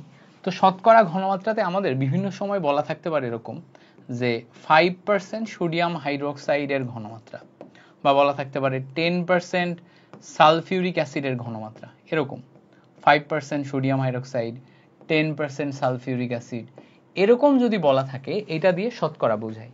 শতকরার আমাদের 3টা ফরম্যাট আছে। কয়টা ফরম্যাট? 3টা ফরম্যাট। ফরম্যাটগুলো যদি আমি একটু দেখার চেষ্টা করি, একটা হচ্ছে W/V%, এটা একটা ফরম্যাট। আরেকটা হচ্ছে W/W%, আরেকটা হচ্ছে V/W%। খেয়াল করো, আরেকটা কি? V/W%। এই যে 3টা ফরম্যাট আছে, এই 3টা ফরম্যাটের মধ্যে আইডিয়াল ফরম্যাট হচ্ছে W/V%। W/V% মানে কি? উপরে হচ্ছে আমার দ্রব, সেই দ্রবের ভর, আর নিচে হচ্ছে আমার দ্রবণ, সেই দ্রবণের আয়তন, ঠিক আছে? সেই দ্রবণের কি? আয়তন। তো খেয়াল করো, উপরে দ্রব, নিচে দ্রবণ, এর আয়তন, এটাকে বলে W/V%। সো তার মানে কোথাও যদি 5% বলা থাকে, এর মানে হচ্ছে 5/100। তার মানে এই নিচে যেটা আছে এই 100, এই 100 হচ্ছে দ্রবণের আয়তন। তাহলে 100 ml, এটাতে দ্রব আছে 5 গ্রাম, এইটা দ্বারা বোঝায় হচ্ছে W/V%। 100 ml এর দ্রব্য কত? 5 গ্রাম। এই যে 100 ml এর দ্রব্য 5 গ্রাম, এইটা থেকে আমাদের এখন ফর্মুলাতে যাওয়া লাগবে। তো ফর্মুলাতে যাওয়ার জন্য আমরা আগে যা শিখছি না, সেই সেম বেসিকে আমরা ব্যবহার করতে পারি। কি বেসিক? খেয়াল করো, AS ইকুয়ালস টু আমরা শিখেছিলাম 1000 W ডিভাইডেড বাই MV, যেখানে V ml এ আছে। খেয়াল করলে দেখবা এই জায়গাতে আমরা 1000 নিচে আমরা M নিলাম, এখানে খেয়াল করো W/V/ml, এই পার্টটা যদি নিই তাহলে 1000 ডিভাইডেড বাই M ইন্টু এটা লিখতে পারি। এখন খেয়াল করো তো এই W/V/ml এটা পরিচিত লাগে না? খেয়াল করো তো এই যে জায়গায় W/V% পরিচিত লাগে। এইটাকে যদি আমি এখন শতকরা অংশে রূপান্তর করতে চাই তাহলে এখানে আমার 100 দেয়া লাগবে, 100 মানে পার্সেন্টেজ দেয়া লাগবে। পার্সেন্টেজ মানে 1/100 সাথে কেটে যায়। পার্সেন্টেজ মানে কি? 1/100 সাথে কেটে যায়। তো এই যে W/V%, এই টোটালটাকে আমরা x দিয়ে প্রকাশ করি, x%, যেটাই W/V%, ওটাকে আমরা x% বা x দিয়ে প্রকাশ করতে পারবো, এটা দ্বারাই x বুঝাই। এই জায়গার দুইটা শূন্যর সাথে এখানকার দুইটা শূন্য যদি কাটো তাহলে রেজাল্ট পাবা দেখো 10x ডিভাইডেড বাই m। এইটা পাইলাম হচ্ছে আমরা শতকরা ঘনমাত্রার ভ্যালু। শতকরা ঘনমাত্রার ভ্যালু। তো কখনো যদি আমাদের 5% এর কথা বলে যে 5% সোডিয়াম হাইড্রোক্সাইড মানে কত মোলারিটি, তখন আমি কি করব? তখন আমি x এর জায়গায় 5 বসাবো জাস্ট। তাহলে AS ইকুয়ালস টু 10 x এর জায়গায় 5 বসাও ডিভাইডেড বাই সোডিয়াম হাইড্রোক্সাইড বলছে, তাহলে আণবিক ভর আসবে 40। ক্যালকুলেশন করলে দেখো 50 ডিভাইডেড বাই 40 কাটাকাটি করলে 1.25 মোলারিটি আসে। এইভাবে আমাদের ক্যালকুলেশনটা ইজিলি মিলে। ঠিক আছে? তাহলে এইটা কি হলো? এটা হচ্ছে S equals to 10x divided by m, শতকরা ঘনমাত্রার ক্ষেত্রে ফর্মুলা। তুমি সবসময় এটাই মনে রাখবা। যদি কখনো শতকরা পার্সেন্টেজ বের করতে বলে, যে যেমন ধরো 0.5 মোলারিটি এত ml এ দিলে কত শতকরা ঘনমাত্রায় প্রকাশ করো, তখন তোমার x এর ভ্যালু বের করা লাগবে। তখন আবার ফর্মুলা উল্টায় যাবে, x equals to SM divided by 10 উল্টায় যাবে। এইটা হচ্ছে আরেকটা ক্ষেত্রে, মানে উল্টা কেস। এই কেসটার ক্ষেত্রে যদি আমরা একটু দেখার চেষ্টা করি, একটা ম্যাথ দেখলে বুঝতে পারবো। যেমন ধরো তোমাকে এরকম বললো 0.5 মোলারিটি সোডিয়াম কার্বনেট এর শতকরা ঘনমাত্রা কত, সো এইটার ক্ষেত্রে শতকরা ঘনমাত্রা প্রকাশ করতে যদি হয় তাহলে x ইকুয়ালস টু আমরা জানি SM ডিভাইডেড বাই 10 আসে। 10x ডিভাইডেড বাই m থেকে SM ডিভাইডেড বাই 10 আসে। সো s এর ভ্যালু আমার 0.5 মোলারিটি আছে, m এর ভ্যালু কত? সোডিয়াম কার্বনেট মানে কত? 106 ডিভাইডেড বাই 10। ক্যালকুলেশন করলে এই যে বের হয়ে গেল। তাহলে শতকরা ঘনমাত্রা বের করব কিভাবে? সিম্পল মেথড, এই মেথডে আমরা ইজিলি শতকরা ঘনমাত্রা বের করে ফেলতে পারি। তাহলে শতকরা ঘনমাত্রা বের করার প্রসেস শিখলাম। এবার খেয়াল করে দেখো, আমরা যে শতকরা ঘনমাত্রার দুইটা ফর্মুলা শিখলাম, একটা হচ্ছে S equals to 10x divided by m, আরেকটা হচ্ছে x equals to SM divided by 10। দুইটার ক্ষেত্রেই ভালো করে খেয়াল করলে দেখবা, এই দুইটার ক্ষেত্রেই আমরা কিন্তু W/V% ফরম্যাটে ক্যালকুলেশন করছি। কোন ফরম্যাটে? W/V% ফরম্যাটে ক্যালকুলেশন করছি। সো W/V% ফরম্যাটে ক্যালকুলেশন করলে আমাদের একটু পরিবর্তন আসবে যখন আমরা W/V এর পরিবর্তে W/W% যাব। তো খেয়াল করো, আমরা যখনই W/V এর পরিবর্তে W/W% এই ফরম্যাটে যাব, তখনই আমাদের কিছুটা পরিবর্তন আসবে। কি পরিবর্তন আসবে? খেয়াল করো, আমরা এখন এই জায়গাতে W/V এর পরিবর্তে W/W নিছি না? অর্থাৎ আমরা V এর পরিবর্তে দেখো W নিছি, অর্থাৎ দ্রবণের আয়তনের পরিবর্তে আমরা দ্রবণের ভর নিছি বা দ্রাবকের ভর নিছি এই জায়গায়, তাই না? দ্রাবকের ভর নিছি। সো দেখো, দ্রবণের আয়তনের পরিবর্তে দ্রাবকের ভর নিছি। সো যারটা পরিবর্তন করব তার ঘনত্ব দিয়ে গুণ করতে হবে, এটা মাথায় রাখতে হবে। যাকে পরিবর্তন করব তার ঘনত্ব দিয়ে গুণ করতে হবে। তাহলে এখন আমরা যদি এই ঘনমাত্রাটাই W/W% নিয়ে আসি, তখন এই জায়গাতে S equals to 10x divided by m হবে, কিন্তু তার সাথে আমার একটা ঘনত্ব গুণ হবে। কার ঘনত্ব গুণ হবে? যাকে পরিবর্তন করব তার ঘনত্ব গুণ হবে। তাহলে এখানে আমরা এই যে যেই অংশটা পরিবর্তন করছি না, দ্রাবক, এই দ্রাবকের অংশটা পরিবর্তন করছি, এই জন্য তার ঘনত্ব দিয়ে গুণ হবে। যদি আমরা দ্রাবকের পরিবর্তে অন্য কিছু নিয়ে আনতাম তাহলে তার ঘনত্ব গুণ করতাম, যদি দুইটাই পরিবর্তন করি তাহলে দুইটাই ঘনত্ব গুণ হবে। এইটুকু মনে রাখলে তুমি এখান থেকে সমস্ত ম্যাথ করতে পারবা। জাস্ট ঘনত্ব গুণ করতে হয় যদি আমরা W/W ফরম্যাটের বাইরে অন্য কিছু করি। বেসিক্যালি তোমার ম্যাক্সিমাম ম্যাথ এইটা এবং এইটা এই দুইটা দিয়েই মিলবে। যদি কখনো পরিবর্তন হয় জাস্ট মাথায় রাখবা, তুমি ফর্মুলা তোমার হচ্ছে কনসেপ্ট বুক বা প্রিপারেশন বুকে ফর্মুলা দেখবা, সব জায়গাতে সেম জিনিসটাই লেখা আছে যে তুমি যদি কখনো এই W/V এর পরিবর্তে W/W বা V/W এগুলাতে পরিবর্তন করো তাহলে যাকে পরিবর্তন করবা তার ঘনত্ব গুণ করতে হবে। এইটুকু মাথায় রাখলেই হচ্ছে। সো এটা গেল আমাদের শতকরা ঘনমাত্রার ফর্মুলা। এবার প্রশ্ন হচ্ছে ভাই শতকরা ঘনমাত্রার সাথে আমার এই ppm ppb ppt এইগুলার সম্পর্ক কোথায়? এখানে ডেফিনেটলি একটা বড় সম্পর্ক আছে। আমাদের প্রথমে ppm ppb ppt এগুলা বুঝতে হবে। ppm মানে হচ্ছে পার্টস পার মিলিয়ন, এটা তো আমরা জানি, পার্টস পার মিলিয়ন, এটা হচ্ছে আমাদের ppm। তো এই যে পার্টস পার মিলিয়ন ppm মানে হচ্ছে 1 মিলিয়নে কতগুলা পার্ট, 1 মিলিয়নে কতগুলা পার্ট। মানে ধরো আমার চ্যানেলে 1 মিলিয়ন সাবস্ক্রাইবার মানে 10 লাখ সাবস্ক্রাইবার, 10 লাখ সাবস্ক্রাইবারে তুমি একজন, তার মানে তুমি 1 ppm, মানে 10 লাখের ভিতরে কত অংশ তত ppm, 10 লাখের ভিতরে 2 অংশ হলে 2 ppm, 10 লাখের ভিতর 3 অংশ হলে 3 ppm, এরকম। সো এই 10 লাখ মানে 1 মিলিয়ন, যেটাকে আমরা সংখ্যায় প্রকাশ করলে 10 টু দি পাওয়ার 6 পাই। সো 10 টু দি পাওয়ার 6 এর ভিতরে কতটুকু, এটাকে 1 ppm বলে। তো এইটাকে যদি আমরা অনুপাত আকারে প্রকাশ করি 1 divided by 10 to the power 6, এইটা একটা রেশিও পাওয়া যায়। এটা কি পাওয়া যায়? এইটা একটা রেশিও পাওয়া যায়। 1 divided by 10 to the power 6 যে রেশিও, এইটাকে আমরা বলি হচ্ছে ppm। আবার বলি 1 divided by 10 to the power 6 যে রেশিও, এইটাকে আমরা বলি হচ্ছে ppm। তাহলে 1 divided by 10 to the power 6 এর রেশিওকে আমরা কি বলবো? ppm। তো আমরা যদি কোনো ইউনিটকে এই 1 divided by 10 to the power 6 রেশিওতে প্রকাশ করতে পারি, সেটাকে আমরা ppm বলি। যেমন দেখো একটা একক বুঝবা, উপরে মিলিগ্রাম নিচে লিটার, মিলিগ্রাম পার লিটার এর মাঝখানে যে রেশিও সেটা 1 divided by 10 to the power 6 কে ফলো করে। সেম ভাবে মিলিগ্রামের পরিবর্তে খেয়াল করো, উপরে মিলিগ্রাম নিচে যদি আমরা কেজি নিই, ঠিক আছে, লিটার পরিবর্তে কেজি, সো এইটাও আমার 1 divided by 10 to the power 6 এর রেশিওকে প্রকাশ করে। এখন বলবা ভাই দুইটার ভিতরে পার্থক্য কি? খেয়াল করো, এটা মিলিগ্রাম মানে উপরেরটা W, লিটার মানে V, মানে এটা W/V ফরম্যাটে আছে। এটা মিলিগ্রাম মানে উপরে W, এটা কেজি মানে নিচেও W, মানে এটা W/W ফরম্যাটে আছে। So milligram per litre, milligram per KG, এই যে রেশিও, এটা তোমার কিসে প্রকাশ করে? এটা ppm এ প্রকাশ করে। তার মানে যেটাই ppm সেটাই তোমার মিলিগ্রাম পার লিটার, সেটাই তোমার মিলিগ্রাম পার কেজি। কারণ কি? কারণ এটা হচ্ছে 1 divided by 10 to the power 6 এই রেশিওকে স্যাটিসফাইড করে। ক্লিয়ার করতে পারছি? ক্লিয়ার করতে পারছি। এবার প্রশ্ন হচ্ছে ভাইয়া ফর্মুলা কি হবে ppm এর? খুব সিম্পল, আমরা খেয়াল করলে দেখব ঘনমাত্রার যেই একক, ঘনমাত্রার একক পাই হচ্ছে মোল পার লিটার, মোল পার লিটার। এখন আমাদের মিলিগ্রাম পার লিটারে কনভার্ট করতে হবে। তো এই মোল যেটা আছে, মোলকে গ্রামে কনভার্ট করতে গেলে তোমার আণবিক ভর দিয়ে গুণ করতে হয়। কিভাবে? দেখো তুমি জানো n ইকুয়ালস টু W/m, তো এইভাবে আড়াআড়ি গুণ করলে n into m equals to W পাওয়া যায়। অর্থাৎ মোলকে আণবিক ভর দিয়ে গুণ করলে সেটাকে তুমি W পাও, আর এই W মানে এই W এর ইউনিট হচ্ছে গ্রাম। তো তুমি যদি মোলকে আণবিক ভর দিয়ে গুণ করো তাহলে এটা অটোমেটিক গ্রাম পার লিটার হয়ে যায়। তোমাকে যাইতে হবে কিসে? মিলিগ্রাম পার লিটারে। গ্রাম থেকে মিলিগ্রামে যাইতে গেলে তুমি আরো 1000 দিয়ে গুণ করবা। So sm into 10 to the power 3 হবে। 3 হলে এটা অটোমেটিক মিলিগ্রাম পার লিটারে কনভার্ট হয়ে যাবে। আর যদি সেটা মিলিগ্রাম পার লিটারে কনভার্ট হয়, এটাই হচ্ছে তোমার ppm।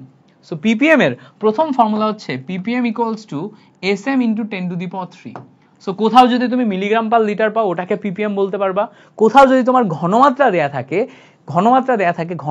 ঘনমাত্রাকে আণবিক ভর এবং 10 টু দি পাওয়ার 3 দিয়ে গুণ করলে সেটা অটোমেটিক ppm এ কনভার্ট হয়ে যাবে। এটা আরেকটা জিনিস। এবার খেয়াল করো, সবসময় যে তোমার ঘনমাত্রা দেয়া থাকবে এরকম কিন্তু না। কখনো কখনো ঘনমাত্রার পরিবর্তে ভর দিয়ে এবং আয়তন দিয়ে ppm কনভার্ট করতে বলতে পারে।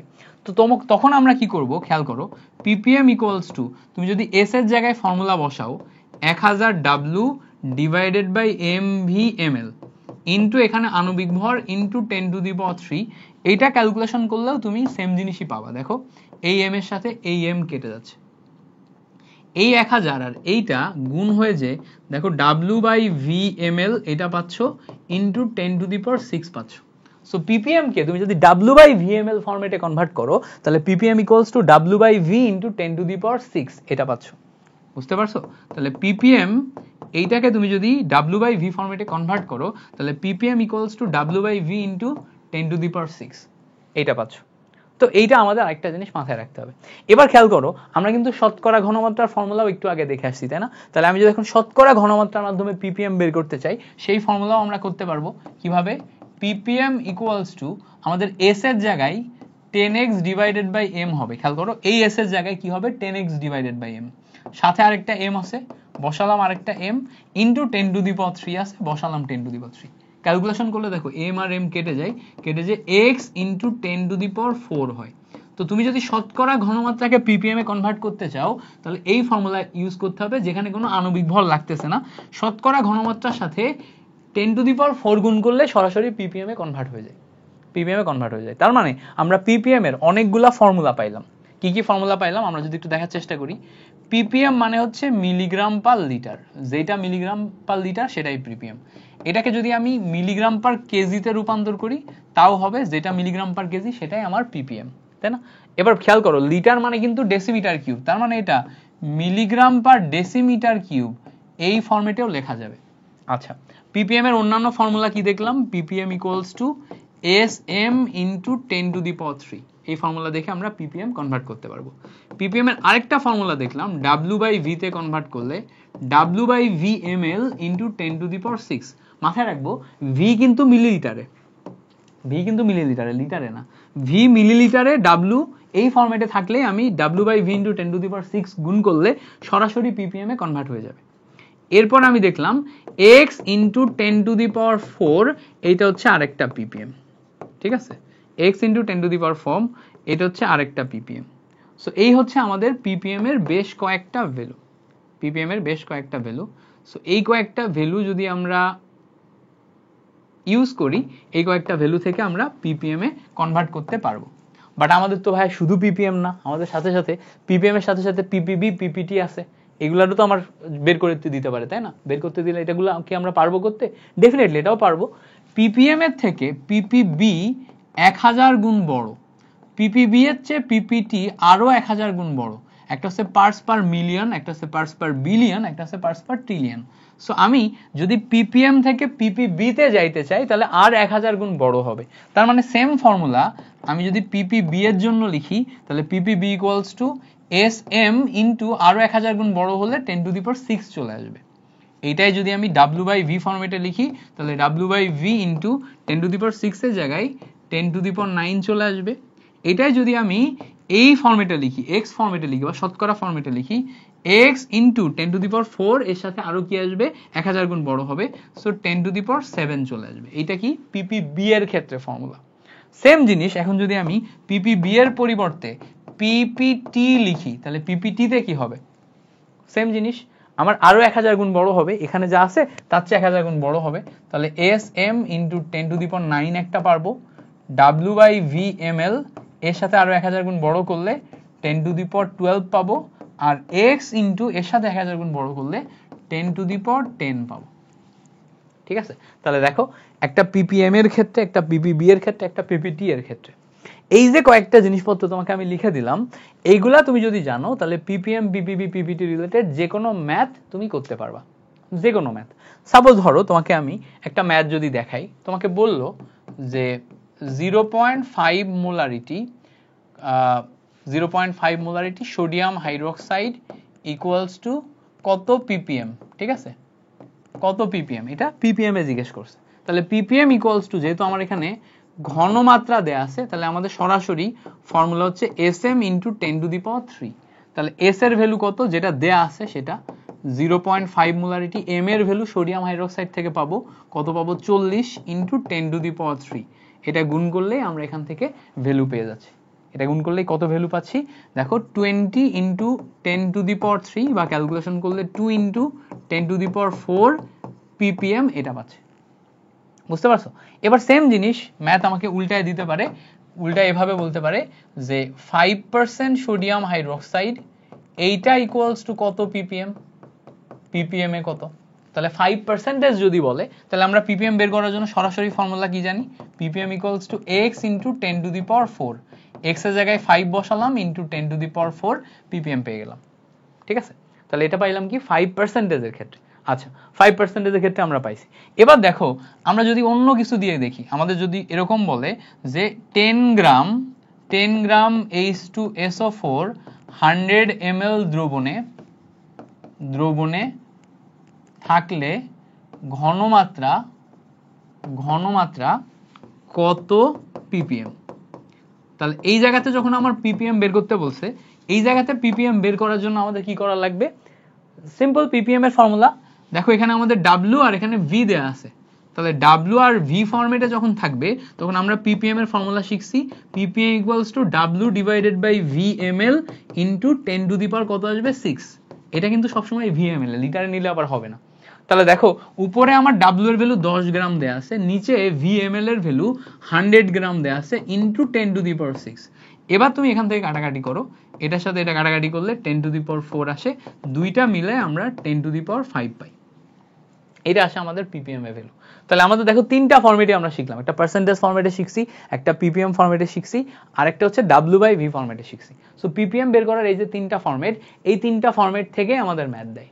সো এই তিনটা ফরম্যাট থেকেই ম্যাথ যদি দেয়, তিনটা ফরম্যাটই আমাদের ভালো করে শেখা লাগবে, এই তিনটা ফরম্যাটই আমাদের সুন্দর মতো শিখে তারপরে ম্যাথ করতে হবে। সো আমি আগে যেই ফর্মুলাগুলো দেখাইছি, এই ফর্মুলাগুলো তোমাকে একদম মনে প্রাণে ধারণ করতে হবে, প্রত্যেকটা ফর্মুলা লিখে লিখে প্র্যাকটিস করবা, এরপর ইঞ্জিনিয়ারিং কোশ্চেন ব্যাংক সলভ করবা, দেখবা যে ইজি লাগবে। ফর্মুলাগুলো মাথায় না থাকলে তুমি সলভ করতে পারবা না, ফর্মুলাগুলো মাথায় না থাকলে তুমি কখনোই সলভ করতে পারবা না বা মিলাইতে পারবা না। সো মিলানোর জন্য তোমাকে ফর্মুলা মাথায় থাকা মাস্ট। এবার এই জায়গাতে কিন্তু আমি একটা বারবার ওয়ার্নিং দিতেছি, এটা কিন্তু সবাই ভুল করে, আমিও করতাম। ppm এর w/v ফরম্যাটে নিচে এটা কিন্তু v ml এ হবে, এরপর এখানে তুমি 10 to the power 6 গুণ করলে ppm পাবা। এইটা আবার লিটারে দেয়া থাকলে তখন ভুল টুল কইরা বসে থাকো না, ঠিক আছে?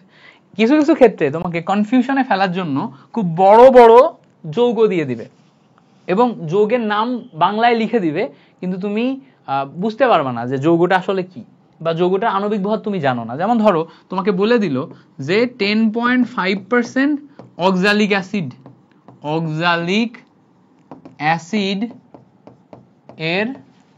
অ্যাসিডের ঘনমাত্রা, ঠিক আছে, ppm এ কত। সো আমাদের এখানে 10.5% অক্সালিক অ্যাসিডের ঘনমাত্রা ppm এ বলছে। এখন তোমার ধরো মনে করো তোমার অক্সালিক অ্যাসিডের আণবিক সংকেত জানা নেই, আণবিক ভরও জানা নেই, এখন তুমি কি করবা? বা এখানে বলে দিল গ্লুকোজ, এখানে বলে দিল পটাশিয়াম ডাইক্রোমেট, এখানে বলে দিল অন্য কোনো একটা যৌগ যেটা সম্পর্কে তোমার ধারণা নেই, বাট এই জায়গায় যেহেতু পার্সেন্টেজ দেয়া আছে তখন তোমার মাথায় রাখতে হবে ppm ইকুয়ালস টু ফর্মুলা হচ্ছে x into 10 to the power 4, তার মানে সরাসরি 10.5 ইন্টু 10 to the power 4 এটা আসে, আরো সোজা কথা বললে 1.05 ইন্টু 10 to the power 5 এটা আসে, সরাসরি এটা আসতেছে। কারণ কি? কারণ আমার শতকরা ঘনমাত্রা দেয়া থাকলে সেখান থেকে ppm বের করতে গেলে কোনো রকম লাগে না। কি লাগে না বলো তো? শতকরা ঘনমাত্রা দেয়া থাকলে সেখান থেকে যখন আমরা ppm বের করতে যাব, শতকরা ঘনমাত্রা থেকে ppm বের করার জন্য আমাদের কোনো রকম আণবিক ভর লাগে না। সো আমাদের আণবিক ভর ছাড়াই এখানে আমরা ইজিলি বের করে ফেলতে পারতেছি। ক্লিয়ার? এই পর্যন্ত বুঝতে পারছি? আশা করি এই পর্যন্ত আমরা ক্লিয়ারলি ধরতে পারছি। সো আমাদের ppm বের করার এই অংশটা ক্লিয়ার হলো, শতকরা ঘনমাত্রার সমস্ত ফর্মুলা আমরা ক্লিয়ার করলাম। এবার আমরা এই জায়গা থেকে বিগত বছরের কিছু কোশ্চেন সলভ করব। ইজি যে সমস্ত কোশ্চেনগুলো আসছে বা সহজ কঠিন যাই আসছে না কেন, এই টপিক থেকে কঠিন হয় না আসলে ভাইয়া, এই টপিকগুলো থেকে কঠিন হয় না, মানে আমার কাছে অ্যাটলিস্ট লাগে না, তোমাদের কাছে লাগতে পারে, বাট প্র্যাকটিস করতে থাকলে আমার বিশ্বাস তোমার কাছেও সহজ মনে হবে একসময়। এখানে মেইনলি সবাই যে সমস্যাটাই পড়ে সেটা হচ্ছে ফর্মুলাগুলো মনে রাখা। তো আমি ফর্মুলাগুলো মনে রাখার সহজ সহজ টেকনিক কিন্তু পুরাটা বুঝাই দিছি। সো এখন তোমার কাজ হচ্ছে এই ফর্মুলাগুলো মনে রেখে প্র্যাকটিস করা। আমি কয়েকটা প্র্যাকটিস করাই দিব, তাহলে তুমি বুঝতে পারবা। যেমন দেখো প্রথমেই বলছে এটা কত সালে আসছে, দেখো কত আসছে, বুয়েট 24-25 আসছে, সিকেরুয়েট 20-21 আসছে। তার মানে দেখো একটা ইঞ্জিনিয়ারিং ইউনিভার্সিটির কোশ্চেন আরেকটা ইঞ্জিনিয়ারিং ইউনিভার্সিটি কিন্তু রিপিট দেয়। তো তুমি কোশ্চেন ব্যাংক সলভ করলে অনেক কিছুই রিপিট পাবা। যেমন ধরো এখানে বলছে 3.5 গ্রাম ট্যাবলেট এত গ্রাম ক্যালসিয়াম আছে, তো 3.5 গ্রাম ট্যাবলেটে এত মিলিগ্রাম ক্যালসিয়াম আছে, তো এত গ্রামে এত মিলিগ্রাম ক্যালসিয়াম আছে, এর ঘনমাত্রা ppm এ বের করতে বলছে, ঘনমাত্রা ppm এ। তাহলে এখানে দেখেই বোঝা যাচ্ছে এইটা ট্যাবলেট, এটাও ডাব্লিউ দেয়া আছে, এইটা ট্যাবলেট, এটাও ডাব্লিউ দেয়া আছে। এখন আমরা ppm এ বের করতে গেলে কিভাবে বের করি, মিলিগ্রাম পার লিটার একটা ফরম্যাট, আর একটা হচ্ছে মিলিগ্রাম পার কেজি একটা ফরম্যাট। তাহলে মিলিগ্রাম পার কেজি ফরম্যাটে যদি নিয়ে যাই, তাহলে আমার উপরে 40.5 এইটা মিলিগ্রামে আছে, বাট নিচে যেটা 3.5 গ্রাম, এইটাকে আমার কিসে কনভার্ট করতে হবে, কেজিতে। কেজিতে কনভার্ট করলে 1000 দিয়ে ভাগ করব, তাহলে এটা আমার কেজিতে রূপান্তর হয়ে যাবে। 1000 দিয়ে ভাগ করলে এখন উপরে যে গুণ হয়ে যাচ্ছে 40.5 ইন্টু 1000 ডিভাইডেড বাই 3.5, এটা ক্যালকুলেশন করো, দেখো এটা আমরা কেজিতে পেয়ে যাচ্ছি। 40.5 ইন্টু 1000 ডিভাইডেড বাই 3.5, ক্যালকুলেশন করলে দেখো এই জায়গা থেকে 11,571.42 আসে, যেটা আমাদের বি নাম্বার অপশন। তাহলে প্রশ্নটার প্যাচ কি দেখো, এইটুকুই কিন্তু দেখো, দুই জায়গায় আসছে, বুয়েটেও আসছে, সিকিউরিটিও আসছে। কঠিন নাকি? 5 সেকেন্ডে শেষ, সলভ শেষ। এখান থেকে কঠিন প্রশ্ন আসে না। কোন বেসিক থেকে? আমি প্রথমেই যেই বেসিকটা দেখাইছিলাম সেই বেসিক থেকে, যে পিপিএম জিনিসটা মিলিগ্রাম পার লিটারে হয় আর মিলিগ্রাম পার কেজিতে হয়। কারণ কি, এই দুইটা রেশিও 1 ডিভাইডেড বাই 10⁶, মানে পার্টস পার মিলিয়ন, এইটার যেই তোমার কি বলে এটাকে, এইটার যে তোমার ভ্যালু, সেটাকে স্যাটিসফাই করে। তাহলে খেয়াল করো, এইটার ভ্যালুকে স্যাটিসফাই করলে milligram per litre, milligram per KG, এই রেশিও অনুযায়ী আমরা আগাইতে পারলাম। ক্লিয়ার হয়েছে? ওকে, সো আশা করি এই ব্যাপারটা ক্লিয়ার। এবার আসো 50 ml, খেয়াল করো 50 ml পানি, পরের প্রশ্নটা দেখি। 50 ml পানি বিশ্লেষণ করে এত মিলিগ্রাম আর্সেনিক পাওয়া যায়, ওই পানিতে আর্সেনিকের ঘনমাত্রা কত? 50 ml পানি বিশ্লেষণ করে এত মিলিগ্রাম আর্সেনিক পাওয়া যায়, ওই পানিতে আর্সেনিকের ঘনমাত্রা কত? আর্সেনিকের ঘনমাত্রা চাইছে, আমরা যদি একটু ভালো করে দেখার চেষ্টা করি, আর্সেনিকের ঘনমাত্রা আমাদের ppm এ চাইছে, তাই না? ppm এ চাইছে, দেয়া আছে মিলিগ্রাম আর দেয়া আছে ml। তাহলে মিলিগ্রাম ml এটা দেয়া আছে, তার মানে আমরা এখানে বুঝতেই পাচ্ছি যে আমাদের মিলিগ্রাম ml দেয়া থাকলে ঘনমাত্রা বের করতে গেলে ppm A, ppm equals to আমাদের যাইতে হবে মিলিগ্রাম পার লিটারে। এটা দেখো রুয়েট 24-25 আসছে, রুয়েটে আসছে, সিম্পল জিনিস। তো আমাদের যাইতে হবে কি, মিলিগ্রাম পার লিটারে। তাহলে দেখো উপরে আমার অলরেডি মিলিগ্রাম দেয়া আছে কত, 0.025 মিলিগ্রাম দেয়া আছে। নিচে আমি যেই আয়তনটা বসাবো, এটা মিলিলিটারে না বসে লিটারে বসবে। তাহলে আমার এখানে 50 ml দেয়া আছে, এটাকে লিটারে কনভার্ট করতে গেলে 1000 দিয়ে ভাগ করলে লিটারে কনভার্ট হয়ে যায়। ক্যালকুলেশন করলে এই 1000 উপরে চলে আসে 0.025 ইন্টু 1000 ডিভাইডেড বাই 50। এই হচ্ছে আমাদের বেসিক ক্যালকুলেশন। এটার সাথে এটা কাটাকাটি করো, এটার সাথে এটা কাটাকাটি করো, এটার সাথে এটা কাটাকাটি করলে দেখো 5 20 100 আসবে। সো টোটাল মিলে ক্যালকুলেট করলে আমাদের এই যে বি নাম্বারটা, এটা আসবে কারেক্ট আনসার, 0.50 ppm। বুঝতে পারছো? তাহলে আমাদের বেসিকটা বুঝছো। ইঞ্জিনিয়ারিং বলে যে কঠিন প্রশ্ন দিছে তা কিন্তু না, টপিকের উপর ডিপেন্ড করে প্রশ্ন কঠিন হয়। প্রশ্ন পেঁচাবে টপিকের উপর ডিপেন্ড করে, কিছু কিছু টপিক থাকবে যেখান থেকে প্রশ্ন পেঁচানো সম্ভবই না। সো ওইগুলা কখনো ভুল করা যাবে না। সো আমরা এখানে যেই টপিকগুলো আজকে ক্লাসে দেখলাম, এখানে এমন এমন টপিক আছে যেগুলা ভুল করাটা তোমার জন্য পাপ, ভুল করা যাবে না, ঠিক আছে? ওকে, পরে আসো, পরে কোশ্চেন বলছে, দেখো পরে কোশ্চেন খুব সিম্পল, দেখো একদম দেখলে বুঝতে পারবা। 0.1 মোলারিটি সোডিয়াম হাইড্রোক্সাইড দ্রবণের ঘনমাত্রা ppm এককে কত? এটা কতই আসছে দেখো, বুয়েটে আসছে, বুটেক্সে আসছে কয়েকবার। তাহলে এখানে আমাদের ঘনমাত্রাকে ppm এককে নিতে বলছে। তো আমরা জানি ppm equals to sm into 10⁻³ s এর ভ্যালু 0.1 মোলারিটি দেয়া আছে, m মানে সোডিয়াম হাইড্রোক্সাইড 40 ইন্টু 10⁻³ কাটাকাটি করলে এখান থেকে দেখো 4 ইন্টু 10⁻³ আসবে, মানে 4000 ppm আসবে। 4000 ppm মানে কি, সি নাম্বারটা আসে আমার কারেক্ট আনসার। ক্লিয়ার? আশা করি বুঝতে পারছি। এরপরে বলছে দেখো, এটা সাস্টে 24-25 আসছে, মানে গতবারই সাস্টে আসছে। সাস্টে কোশ্চেনটা কি বলছে, যে 1 লিটার দ্রবণে এত মোল ক্লোরাইড আয়ন আছে, ক্লোরাইড আয়নের ঘনমাত্রা কত? ক্লোরাইড আয়নের ঘনমাত্রা ppm এ জিজ্ঞেস করছে। সো খেয়াল করো এখানে এত মোল 1 লিটারে, মানে কি মোল পার লিটার। মোল পার লিটার মানে অলরেডি এটা এস প্রকাশ করতেছে, তাই না? এস কত, 10⁻³ - 2 মোলারিটি। এটা কি প্রকাশ করতেছে? এস প্রকাশ করতেছে। এবার বলছে ক্লোরাইড আয়ন। ক্লোরাইড আয়ন মানে কি, chlorine minus ion. Chlorine minus আয়নের আণবিক ভর হচ্ছে 35.5। এবার যেহেতু আমার ppm এ বলতেছে, আমরা জানি ppm equals to sm into 10⁻³। S মানে কত ভাইয়া? এস মানে 10⁻²। এস মানে কত ভাইয়া? এস মানে 10⁻²। এম মানে কত? এম মানে হচ্ছে 35.5। এবার এর সাথে কত গুণ হবে? 10⁻³ গুণ হবে। 10⁻³ গুণ করলে এই জায়গা থেকে আমরা ক্যালকুলেশন করলে পেয়ে যাবো। দেখো এটার সাথে এটা কাটাকাটি করলে 10 পাওয়া যায়, গুণ করলে 355 ppm আসে। 355 ppm কত? সি নাম্বার আসে তখন আমাদের কারেক্ট আনসার। বুঝতে পারছো? তাহলে দেখো প্রশ্নটা বোঝাটা জরুরি। সাস্ট বলে কি খুব কঠিন হয়েছে?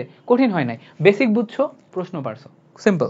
ওকে, পরে আসো। পরে বলছে যে 50 ml 0.3 মোলারিটি সোডিয়াম হাইড্রোক্সাইড দ্রবণ, 50 ml, এটা বুয়েট 24-25 আসছে, গতবার আসছে। 50 ml 0.3 মোলারিটি সোডিয়াম হাইড্রোক্সাইড দ্রবণ তোমার V2 ml এত মোলারিটি বেরিয়াম হাইড্রোক্সাইড দ্রবণে যোগ করলে হাইড্রোক্সিড আয়নের ঘনমাত্রা এত হয়। বেরিয়াম হাইড্রোক্সাইড দ্রবণের V2 এর মান কত? তো এটা আসলে আমাদের হচ্ছে ঘনমাত্রার যে পরিবর্তন সেটা দেখতেছি আমরা। এখানে আমাদের দ্রবণের আয়তন ঘনমাত্রা দেয়া আছে, ঠিক আছে? এটা কিন্তু একটা ক্ষার। আরেক জায়গাতে আমাদের দ্রবণের আয়তন এবং ঘনমাত্রা দেয়া আছে, এটাও একটা ক্ষার। দুইটা যোগ করলে আমাদের এখানে হাইড্রোক্সিল মাইনাস যেটা আছে সেই আয়তনের নতুন ঘনমাত্রা এত তৈরি হয়। বেরিয়াম হাইড্রোক্সাইড দ্রবণে V2 এর মান কত বলছে। তো এখানে আমাদের নতুন ঘনমাত্রা তৈরির যে ফর্মুলা সেটা মাথায় রাখতে হবে। এই ফর্মুলাটা আমি এখনো তোমাদের শেখাই নাই। ফর্মুলা হচ্ছে S, নতুন ঘনমাত্রা S equals to S1V1 plus S2V2 divided by V total. একই জিনিস যদি আমরা দ্রবণে যোগ করি তাহলে নতুন ঘনমাত্রা তৈরি করার ফর্মুলা হচ্ছে নতুন ঘনমাত্রা ইকুয়ালস টু নিচে যাবে V টোটাল, উপরে যাবে S1V1 প্লাস S2V2। তো এখানে যদি আমরা দেখার চেষ্টা করি, এখানে আমাদের হাইড্রোক্সিল আয়নের নতুন ঘনমাত্রা বের করতে বলছে না, এখানে হাইড্রোক্সিল আয়নের নতুন ঘনমাত্রা বের করতে বলছে। সো এখানে ভালো করে খেয়াল করলে দেখবা নিচে V টোটাল, এখানে 50 আসে, এখানে আমাদের নতুন আয়তন কত সেটা দেয়া নেই। সো আমাদের এখানে 50 প্লাস V এটা পাই। এই জায়গাতে ক্যালকুলেশন করলে, আচ্ছা এইটা না, এটার বেসিক আমি নেক্সট ক্লাসে শেখাবো। নেক্সট ক্লাসে ম্যাথটা সলভ করাই দিই। এটা বেসিক যেহেতু শেখাই নাই, তো এটা দেখাইলেও তুমি হচ্ছে যে কনফিউজ হয়ে যাবা। সো নেক্সট ক্লাসেই দেখাই। প্রশ্নটা তোলার সময় ঠাস করে তুলে ফেলছি, মনে করছি যে এই টাইপগুলোর ভিতরেই পড়বে, বাট বেসিকটা পরের ক্লাসে দেখাবো। সো পরেরটাই দেখাই। পরে বলছে দেখো 2.5% W/V সোডিয়াম হাইড্রোক্সাইডের pH কত। তাহলে দেখো আমাদের এখানে চাইছে pH, W/V sodium hydroxide. So এখানে আমাদের 2.5% দেয়া থাকলে এখান থেকে আমি ঘনমাত্রা বের করতে পারবো S equals to 10x divided by m। 10x divided by m মানে হচ্ছে উপরে 10 ইন্টু x, x এর value 2.5 divided by m। Sodium হাইড্রোক্সাইডের জন্য আণবিক ভর কত? 40। এটার সাথে এই শূন্য কেটে গেল।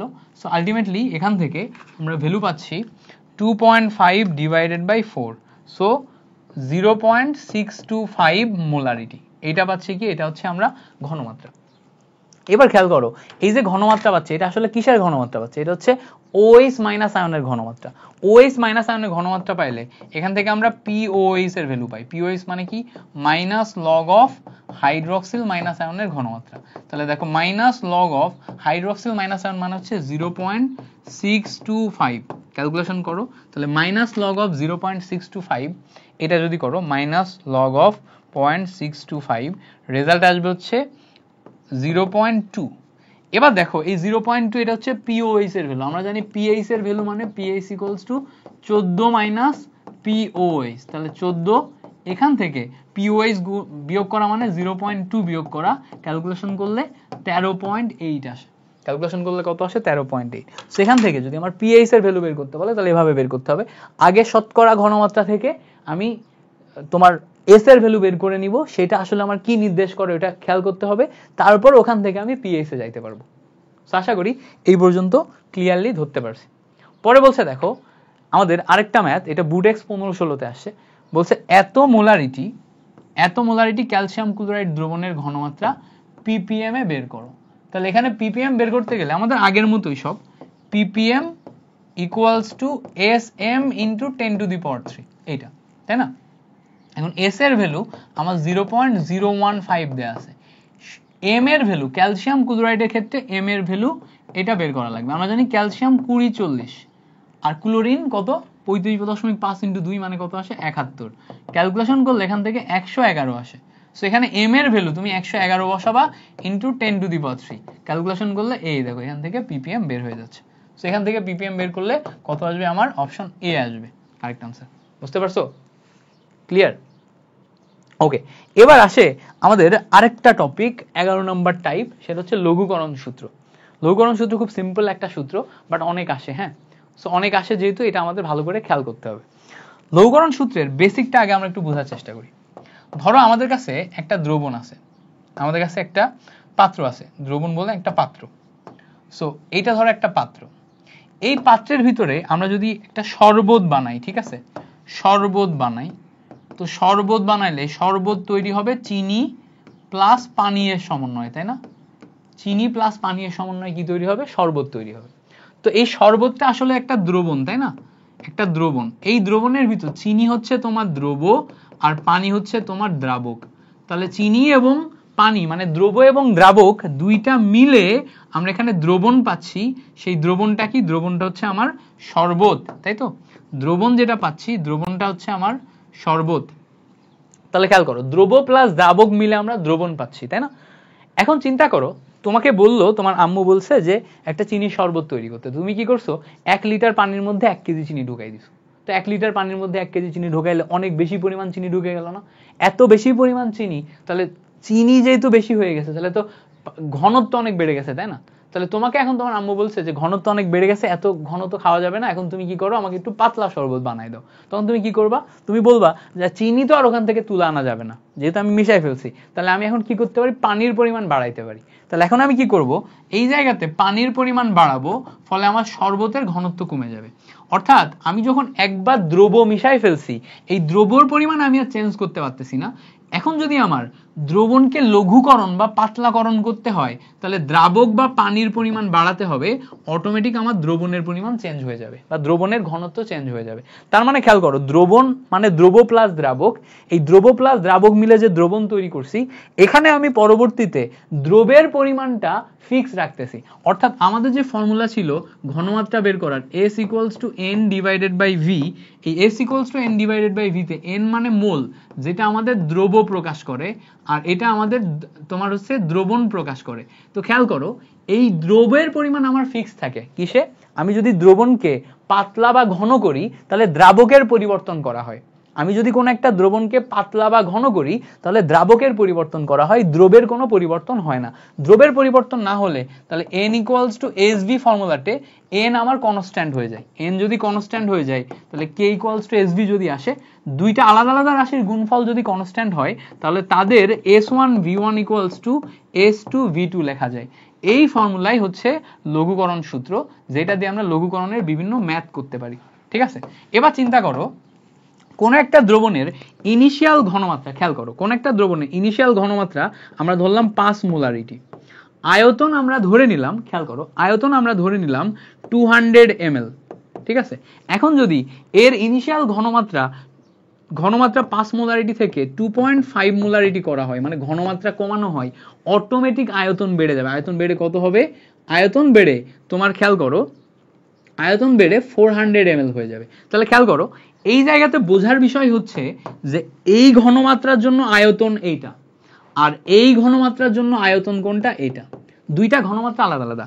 এই ঘনমাত্রার জন্য আয়তন এইটা, এই ঘনমাত্রার জন্য আয়তন এইটা। তাহলে এইটা কিন্তু ফাইনাল ঘনমাত্রা, এটা কিন্তু ইনিশিয়াল ঘনমাত্রা, এটা কিন্তু ইনিশিয়াল আয়তন, এটা কিন্তু ফাইনাল আয়তন। তাহলে এই ঘনমাত্রা এই আয়তনকে জাস্টিফাই করে, বুঝবা? এই ঘনমাত্রা এই আয়তনকে জাস্টিফাই করে। তাহলে এই আয়তনকে যেহেতু জাস্টিফাই করে, আমাকে যদি এই আয়তন থেকে এই আয়তনে পৌঁছাইতে হয়, তাহলে আয়তন বাড়াইতে হবে। আয়তন বাড়াইতে গেলে আমাকে প্রশ্ন করবে কি ব্যবস্থা গ্রহণ করতে হবে, মানে কি করতে হবে, কি করতে হবে, এই প্রশ্ন যদি করে, তাহলে আগের আয়তন থেকে পরের আয়তনে রূপান্তর করতে গেলে আয়তন বাড়াচ্ছি কতটুকু? বাড়াচ্ছি হচ্ছে ডেল ভি। ডেল ভি মানে কি? ডেল ভি মানে হচ্ছে V2 - V1। খেয়াল করো, ডেল ভি মানে হচ্ছে V2 - V1, মানে ফাইনাল আয়তন থেকে ইনিশিয়াল আয়তন বাদ। ফাইনাল আয়তন কত? ফাইনাল আয়তন 400, ইনিশিয়াল আয়তন কত? ইনিশিয়াল আয়তন 200। ক্যালকুলেশন করলে দেখো আয়তনের পরিবর্তন 200। তো যদি আমার কখনো ফাইনাল ঘনমাত্রার জন্য আয়তন চাই, তখন আমি V2 বের করব। আর যদি কখনো আমার কি ব্যবস্থা গ্রহণ করতে হবে এটা চাই, তখন আমি ডেল ভি বের করব। বা আমার যদি জিজ্ঞেস করে কতটুকু পানি যোগ করতে হবে, তাহলে আমি ডেল ভি বের করব। কতটুকু পানি বাদ দিতে হবে, তাহলে আমি ডেল ভি বের করব। আর যদি আমার এই ঘনমাত্রার জন্য আয়তন চাই, তাহলে আমি এই V2 বের করব। ঠিক আছে, দুইটার ভিতর পার্থক্য বুঝবা। এইটা হচ্ছে তোমার লঘুকরণ সূত্রের একদম বেসিক। এই লঘুকরণ সূত্রের বেসিক ব্যবহার করে আমরা এখান থেকে কিন্তু ম্যাথ করতে পারি। একটা ম্যাথ দেখাই, তারপরে আমরা শেষ করি। যেমন ধরো তোমাকে বললো যে 3 মোলারিটি 1500 ml দ্রবণকে, ঠিক আছে, 1.5 মোলারিটি করতে কি ব্যবস্থা গ্রহণ করতে হবে, কি ব্যবস্থা গ্রহণ করতে হবে। যদি আমাকে এটা প্রশ্ন করে তাহলে আমি এখন এটা কিভাবে করব, খুব simple. S1V1 equals to S2V2। S1 মানে আমার ইনিশিয়াল ঘনমাত্রা, সেটা কত, 3। ইনিশিয়াল আয়তন কত, দেখো আমার 1500। S2 মানে আমার হচ্ছে ফাইনাল ঘনমাত্রা, সেটা কত, 1.5। V2 মানে আমার ফাইনাল আয়তন। ফাইনাল আয়তন মানে 1.5 এর জন্য আমার হইতে হবে কত, দেখো 3 × 1500 ডিভাইডেড বাই 1.5। কাটাকাটি করলে দেখবা এটা দিয়ে এটা কাটাকাটি করলে 2 দিয়ে গুণ হয়, এটা দিয়ে এটা কাটাকাটি করলে 3000 পাওয়া যায়। তাহলে দেখো যখন আমাদের ঘনমাত্রা 1.5 মোলারিটি তখন আয়তন হইতে হবে 3000 ml। তো 3000 ml আয়তন হইতে হবে। আমার অলরেডি পাত্রের ভিতর 1500 ml আছে, তাহলে 1500 থেকে 3000 করতে গেলে আমি কি করব, পানি ঢালবো। কতটুকু ঢালবো, ডেল ভি পরিমাণ ঢালবো। ডেল ভি মানে V2 মাইনাস V1, মানে 3000 থেকে আমি যদি 1500 বাদ দিই তাহলে 1500 পাই। এই 1500 যেটা পাই এটাই হচ্ছে আমার ডেল ভি। বুঝতে পারছো, এটাই কি, এটাই হচ্ছে আমার ডেল ভি। তো এই যে কতটুকু পরিমাণ অ্যাড করতে হবে, কতটুকু পরিমাণ যোগ করতে হবে, এইটা যদি বের করতে পারো তাহলে ডেল ভি, পরিবর্তন কথাটা বুঝাইলে ডেল ভি। আর যদি পরিবর্তন না বুঝায় আমার নর্মালি ফাইনাল আয়তন বলে তাহলে আমার এখান থেকে V2। ঠিক আছে, সো এই ছিল আমাদের আজকের সেকেন্ড লেকচার। সেকেন্ড লেকচারের মাধ্যমে আমরা মাঝখানে অনেকগুলো টপিক কভার করছি। থার্ড লেকচারে আমরা জারণ বিজারণ থেকে শুরু করে টাইট্রেশনের ম্যাথ থেকে শুরু করে দ্রবণের প্রকৃতি এবং এই জায়গার আরো কিছু গুরুত্বপূর্ণ বিষয় তোমাদেরকে গুছিয়ে দিব। সো পরের ক্লাসে তোমাদের সবাইকে স্বাগতম জানাই। পরের ক্লাসটা কইরো আর ফ্রেন্ডদেরকে একটু শেয়ার করো যে মিল্টন ভাইয়ের এই লেকচারগুলো তুমি কেমন বুঝতেছো সেটা। Thank you so much for watching this class. পরের ক্লাসে দেখা হচ্ছে। আল্লাহ হাফেজ।